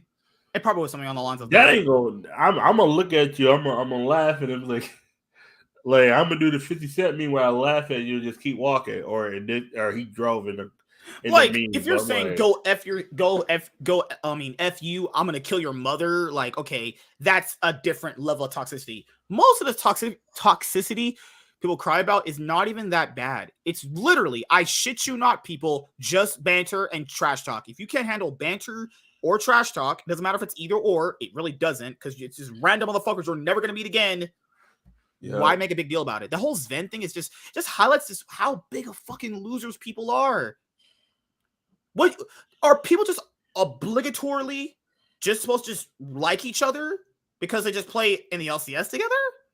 It's supposed to be cordial. That's the situation. Because I mean, remember that guy Upset you saw last year on Yeah. Fnatic? There was a guy called Attila who used to be in the league. They literally didn't like each other. Literally on stage, guy was like, "Don't shit talk me again, Upset, you piece of shit." Literally on mic checks, he would do that.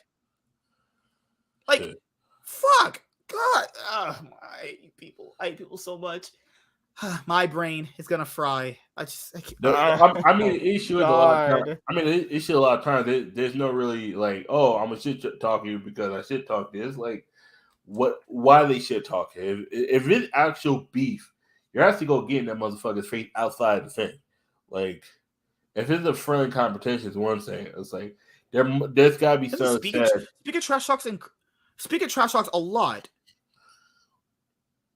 But it's like I said, it's indirect. It's never directly at someone. Like what Zen did, to me, Zen ain't did nothing wrong. But in a lot of people, I know what you're saying. Like when it's directly at someone, it's a bit more.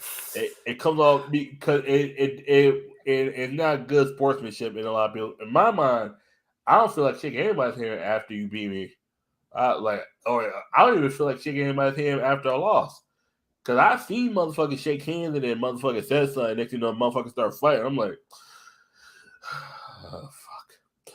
Like, I mean, every time there was a fight happening on the baseball team, motherfuckers like coming out there. I brought out the bat. I'm like, first of all, I don't know why motherfuckers, when a fight happens in baseball, there ain't not one motherfucker bringing out the bat just to like line motherfuckers out. I'm like, oh, but you can't. There is no rule saying you cannot bring out a bat. I'm bringing out a bat. Motherfucker tries like swing on me. He going night. What the fuck? I'm not playing this shit. Fuck. It's like, in a sense. Yeah, you know what's also crazy? Sven apologized, and Yeon said Sven had nothing to apologize for. The guy that started it said he's not wrong. Yep. You people are fucking losers. God, a lot of you guys are just flat out losers. The guy that started it was like, he ain't gonna apologize. He did nothing wrong. But he apologized. That's the issue. Sometimes you gotta be like bending the knee to the mob, man. Like, bending the knee bullshit people do. And the issue is not the players. Maybe Sven didn't want to do it. Maybe Cloud9 told him to do it. Maybe Jack told him to do it. Maybe. That's why I got fired from that job. I'm like, I'm not doing this. You gotta fire me then. I'm like, not because the minute you do it, and each time you gotta, I'm like, it's because you're black, Warren. That's the problem. You know, I can't give black people like credit. The hell? What's wrong with you? Who do you think I am? So yeah, Warren, I know for sure got butt naked and jerked off on his bed when SK Gaming made top 4. That I know for sure he did that. If he says he didn't otherwise, he's lying. Just saying. But we'll talk about SK and their whatever the fuck they did today. Because there's a world where they really should not have been in top 4. I mean, Heretics, hey, sprinted that shit into them. Yep. They had like one of the early games where they actually won pretty hard. Exactly, Cole. The game today, right? The second game against Vitality. But that's it. That's we'll talk about it on Wednesday. Yeah, we'll have our show on Wednesday this week. So the usual shows, right? Sunday, LCS, and LEC will be Wednesday. So you can join too. Did you watch the LEC games actually? I gotta watch them right now. Okay, I watched everything. I'm all caught up now, so I'm all good to go. I just have to watch the BO3 tomorrow, G2 versus Koi. So, yeah, the LCS is so full of pussies, man. I imagine it's not Sven that wants to apologize. I'm pretty sure it's the C9 management with, hey, man, I think you should make an apology, ease the tensions. I promise you guys, and I don't know why Reddit has such a sway on the community. Like, the way Twitter has an effect on how people perceive the world, which is so wrong, Reddit has that effect for League, and I don't understand that. You'll have org owners literally making decisions based off people talking on Reddit. How crazy does that sound to some people? Oh, no, it's hella crazy. Like, the people that you actively make fun of, you're going to take their side on what you should do about your org. Please, someone, please. I need to, I just can't think. You can't make this shit up. As Jerry Springer said, you just can't make this up. Reddit, which isn't even a reflection of real life in League in general, like by how people think about League of Legends players and how the fans think on Reddit, you would think that that's going to be in real life, right? No. If you meet League fans in real life, I've not had a bad experience once in meeting League fans in real life since I started going to the LCS ever. I've not had what I've seen on Reddit ever. This is what they do. They hear about all the bad stuff, and then like I said, there could be 99 good stuff, but the one bad stuff always gets pushed out first. That's the same thing about happens on Reddit too. There are people that actively disagree with the people that said they're being too sensitive. But on Reddit, people don't understand this. You know this too. Reddit works by an upvote system. So if most of the people that are sensitive are upvoting whatever, it's gonna outshadow the people that disagree with it. You know what I mean? Yep. So it's just how Reddit works, man. Oh my god. Ay, man. And Dignitas is on the Eagles Twitter post last week talking about we got robbed. I don't think Dig, out of any organization in the LCS, should be saying anything to anybody about robbing somebody. Okay? Please. You're robbing me about me giving my free time to watch your shitty ass team play games, me to analyze them. Ugh, Lord. Jeez, man. No, exactly. I don't know. What do you want to say, man? Anything else before you head out, actually? No, it's just been a little eventful week, man. Just one of those. Yep. Like, everything that can go wrong does go wrong. And when it go wrong, you're just sitting there like, yep, all right, cool. All right. That's how it was this week. It was literally, yeah, I was like, Dig should have at least won 2. They should have, but they didn't. Because they don't know what the fuck they're doing. Like I said, to me, Jensen with all his accolades have to go to Dig is a sign that he should retire. Because there would have been somebody that would have at least like. I don't even think Jensen is bad. As crazy as that might sound, it's like. But the thing is, C9 like, is he not their best player?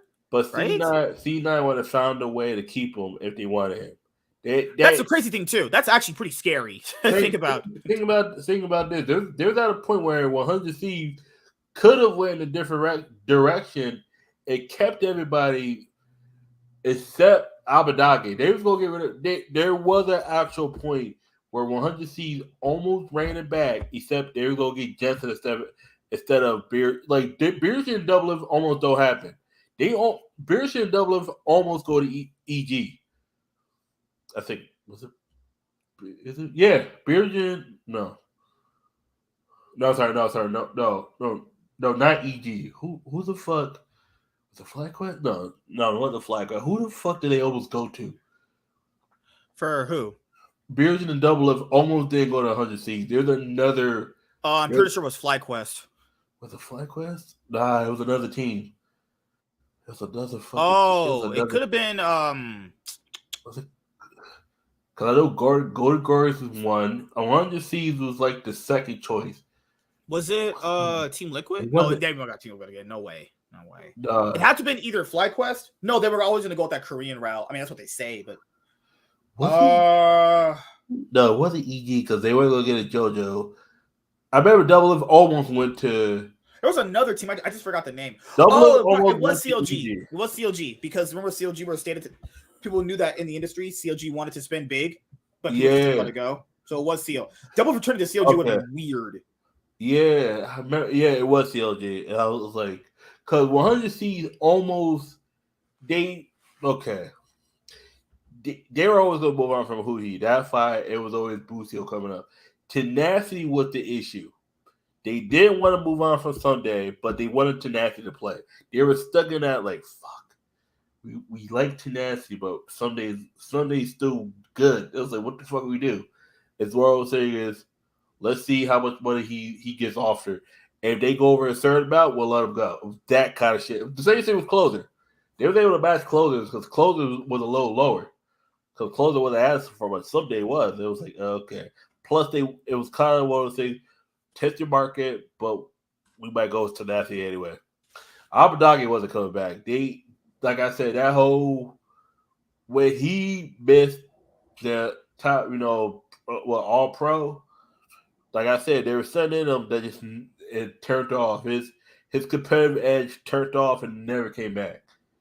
And it's like, because it was like, and that was the same too. Because they was always going to move on from Abadagi. They almost went Jensen. There is an alternate timeline where 100C's has Someday, Closer, Jensen, FBI, and either Busio or they get another. They was going to pick up, I forgot who. If they don't pick up Busio, they was going to let him go somewhere else. I think they was going to look for a support in the Korea or maybe Australia. It was weird. Because they at one point did think about keeping FBI. Because FBI, he was kind of done with Hootie. I forgot who the fuck was the support they was going for. Because they did think Cordier, but once he said he wanted to stay with Team Liquid, that was a wrap.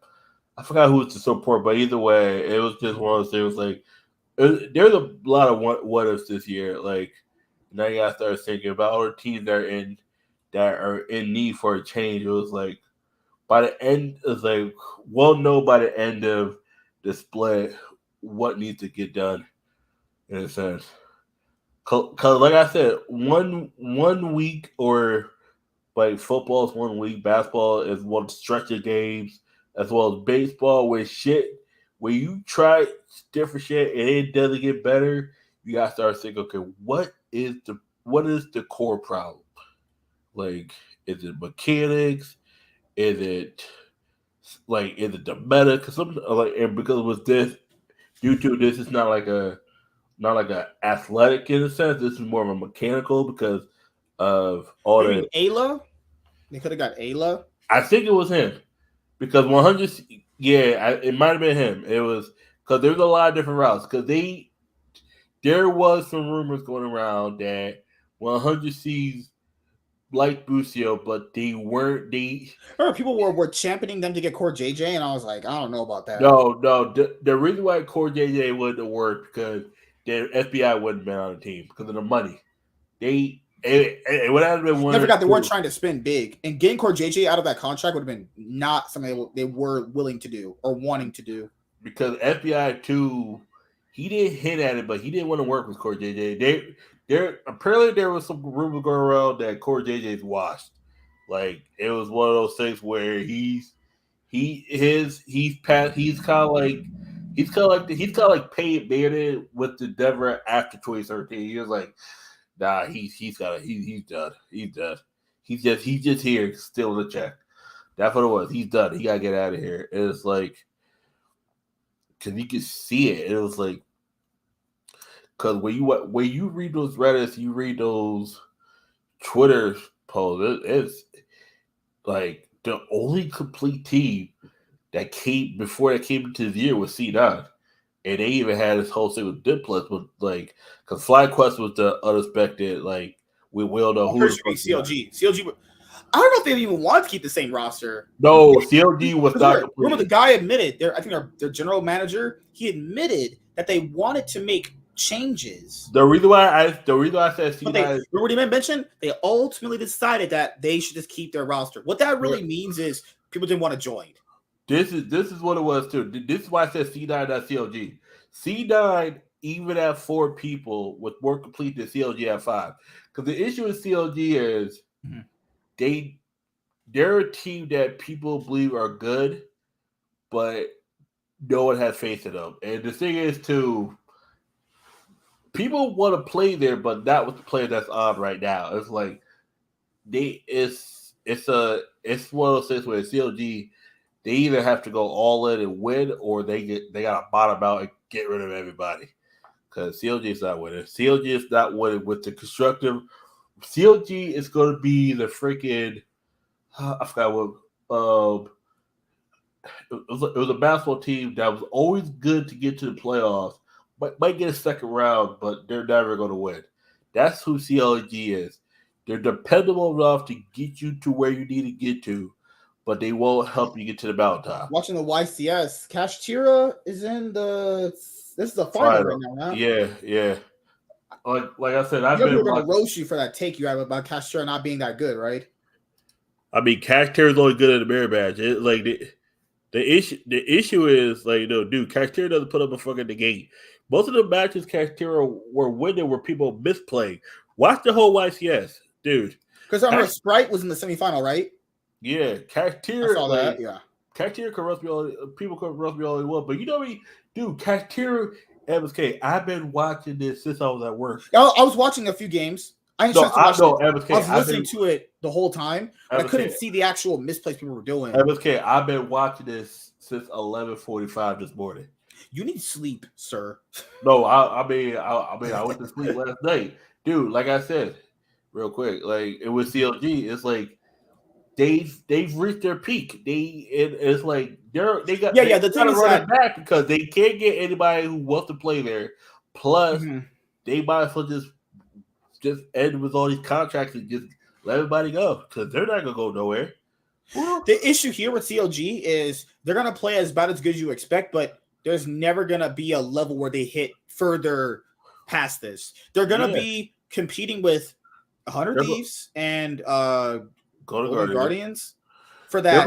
They're going to be 5th, 6th, 4th playoff range right there. Now, if Team Liquid starts challenging, I think they'll edge out CLG and Golden Guardians.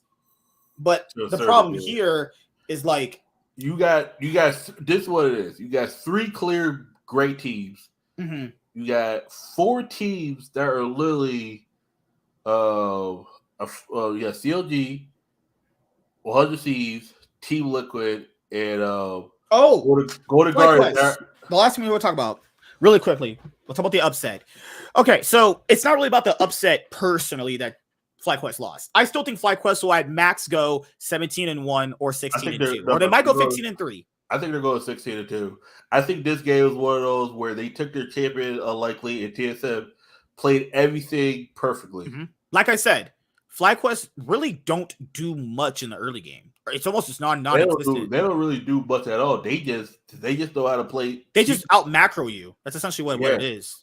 They don't take too many risks early on in the game. They don't really do ganks are almost exclusively just to Princess Lane, or it's only to just cover impact. And I'm kind of pissed with TSM because everybody was like, "Oh, TSM is still ass." Like, let's get this straight. TSM is still ass. Okay, let's not blow it up. TSM is still ass. Like, TSM is still mid. Like their fucking team name. Team Solomon, you are mid. You are what the fuck are you? 2-7? 3-6? Like, yeah, you're 3-6, but you're not a good 3-6. Team Liquid's a good 3-6. There's some games where them motherfuckers could be 5-4 with ease. Like, it's like but that was a good game. I was like, oh shit. I think the best way of doing that is to attack them in the early game. If you can expose them for their non-existent early game, then you can beat them. The problem here is that's the problem is that people know how to beat them. I know people know how to beat them. The problem here is they're just not good enough at doing it. And if you let them get into a mid-game situation where Prince is ahead, You just straight up lose. When they get into mid game, they straight up win. They essentially just close you out. The problem here is any team good enough to blow them out in the early game, big enough for that to be exposed, hard enough for them to somehow go, okay, we have to have an early game. Because I know people keep saying, oh, well, this international, blah, blah, blah. First of all, in international play, you need an early game because if you don't, you're about to get destroyed. We saw that literally last year. Also, I don't care about MSI and Worlds right now because we're only on, I don't know, guys, week 5 of all these splits. Worlds is literally in October. Let's have the year play out a little bit more. Worlds and MSI are very far away, still right now. T1's gonna be in the top 4 once again. You know that. I imagine it's gonna be a JDG T1 MSI finals, but that's just me personally right now. Yeah, I see that. The Gen G T1 series. Yeah. I saw Gen. Fucking hate Chovy, man. You cannot let T1. If T1 loses game 1, they're winning the series. You got. Game 3 was really close, and that could have been in Gen G's favor, but Peanut doing Peanut things again. Am I right? They let T1 scale up too much. You can't do that. You can't do that. Faker was literally just getting murdered early game, and then y'all just never put it away. I'm like, yeah, T1 got this. Yep. All right, cool. I'm going to sleep. I wake up.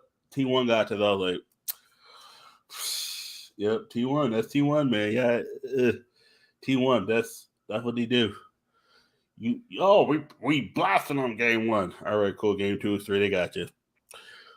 Don't ever let a team go down 2-0 thinking you go to beat them. Like everyone's talking shit when they up, and then when you down, you get smoked. Y'all just sucking dick.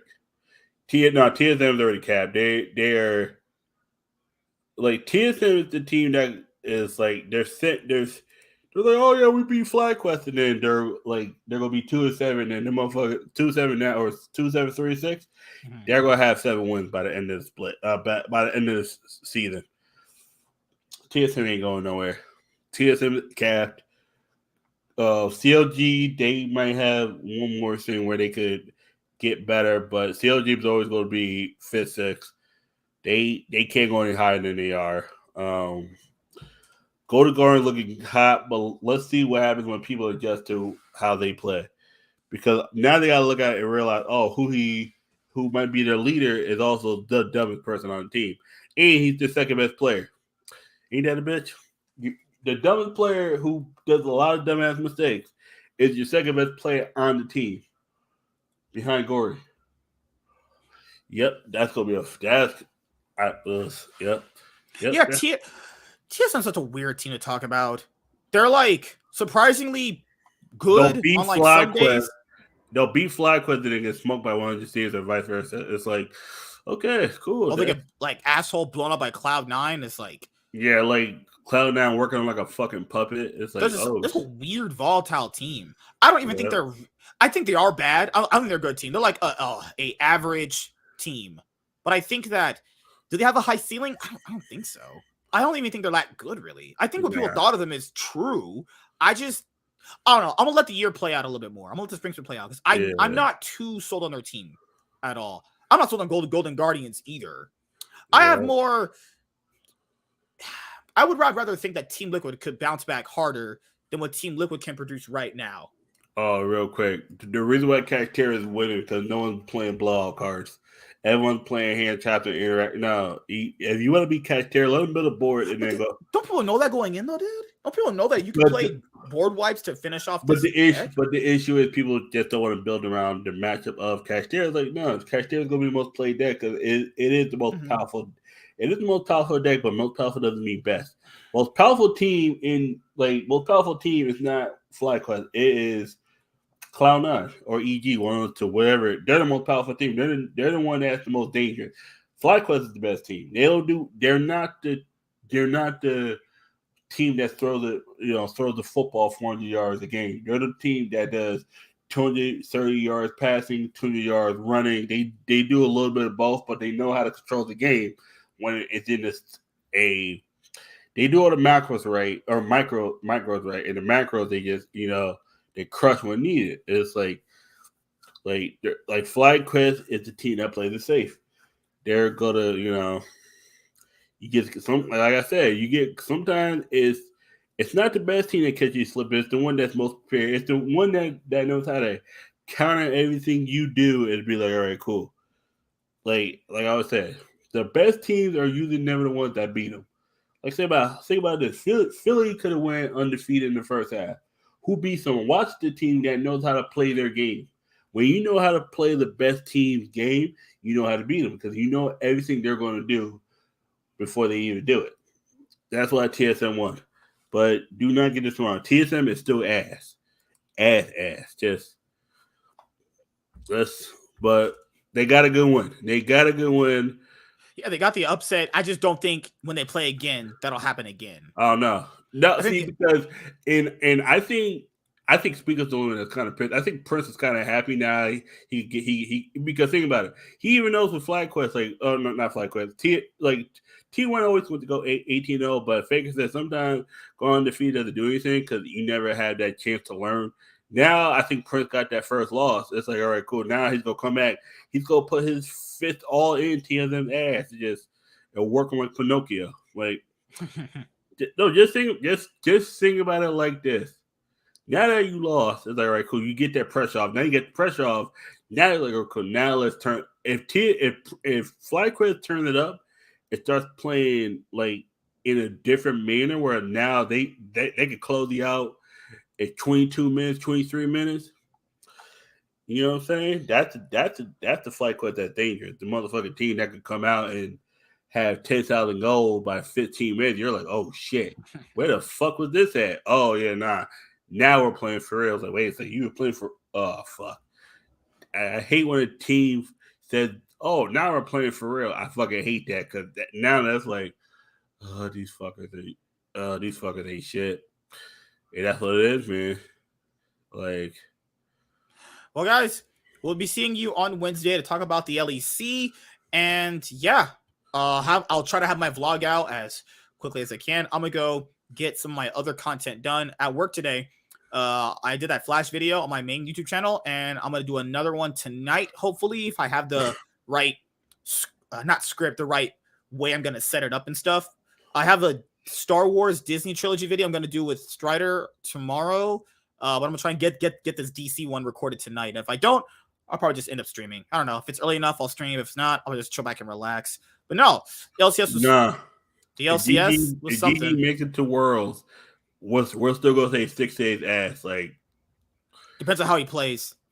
Because if they make Worlds, I'm not gonna automatically assume he played well if, and got them. If they make Worlds, but 6A is 2, 7, and like 5.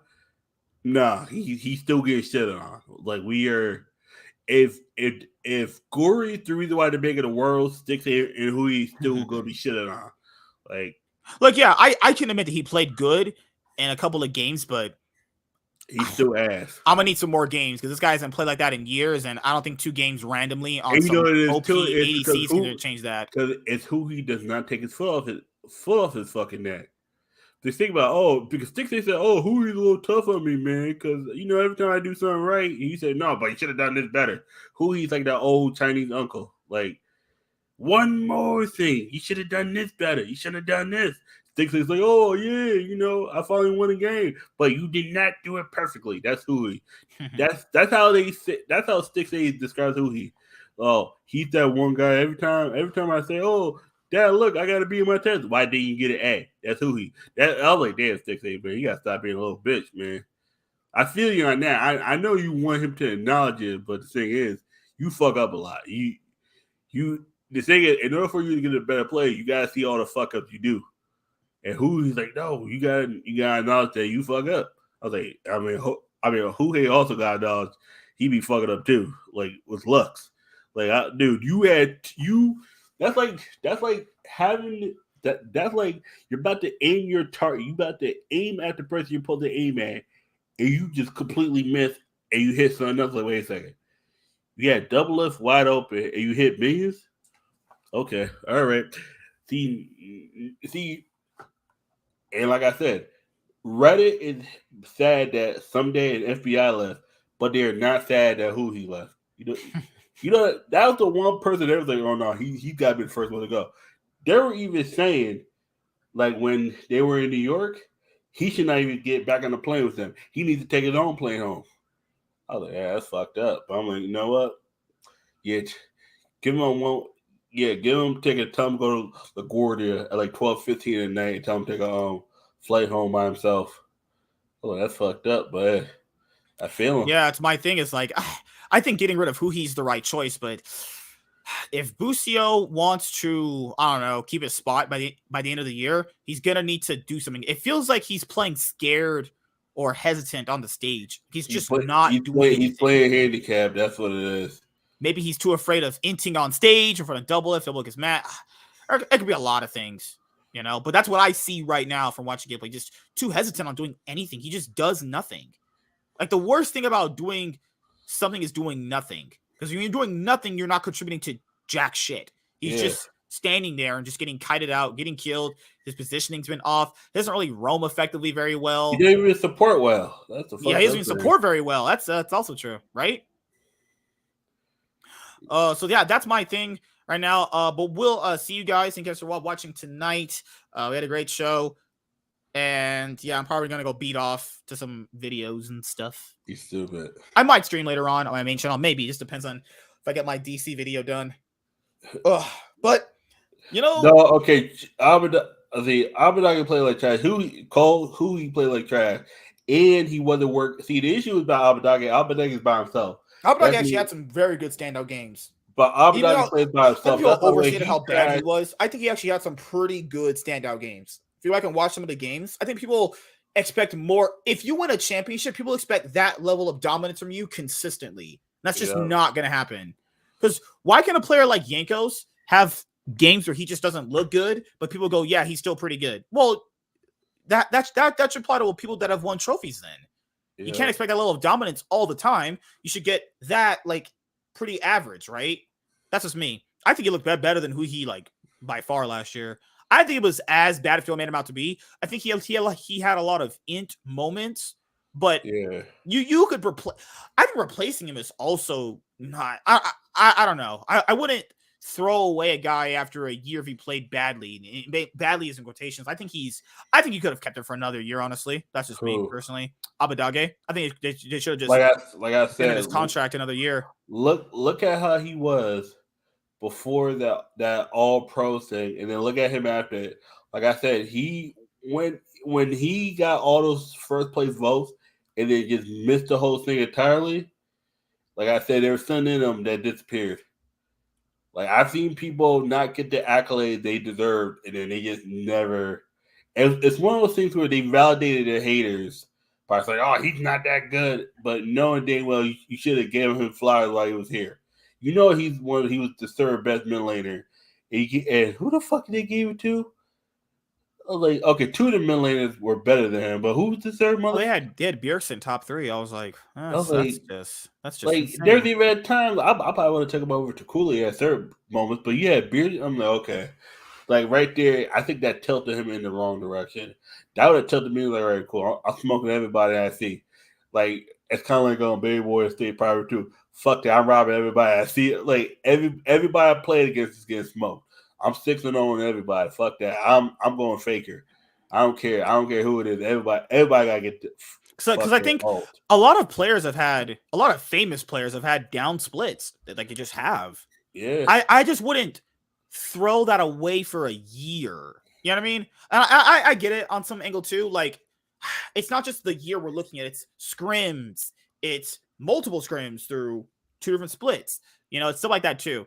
I just wouldn't get rid of players that have won championships that were good while winning the championship just for a bad year. Because you do have every great player ever has had a slump year. You know? But in esports, if you have a bad year, people just want to discard you very quickly. And that's just how it is, honestly. What is going on here? What's going on here? Oh, okay. Yeah. I'm going to have to watch some porn after this. So we'll see how it goes. You do not need to watch porn. I'll probably fall asleep to watching the YCS or some shit, because right now it's who's playing in the finals. Kashtira Mir? Yeah. Right? Playing Ashe. Ashe is back in the meta now. Okay. And to a certain degree, because every day, like now we're at the part where we knock tournaments out, but now every deck is just it's back to it's back to. Matter of fact, man, we could talk like if you want to stream after this, we could talk about it on there. But All right, we'll head to this one, guys. Thank you guys for coming out and supporting. Like, comment, subscribe if you're new. And I'll see you guys on Wednesday when we talk about the LEC. All right, guys.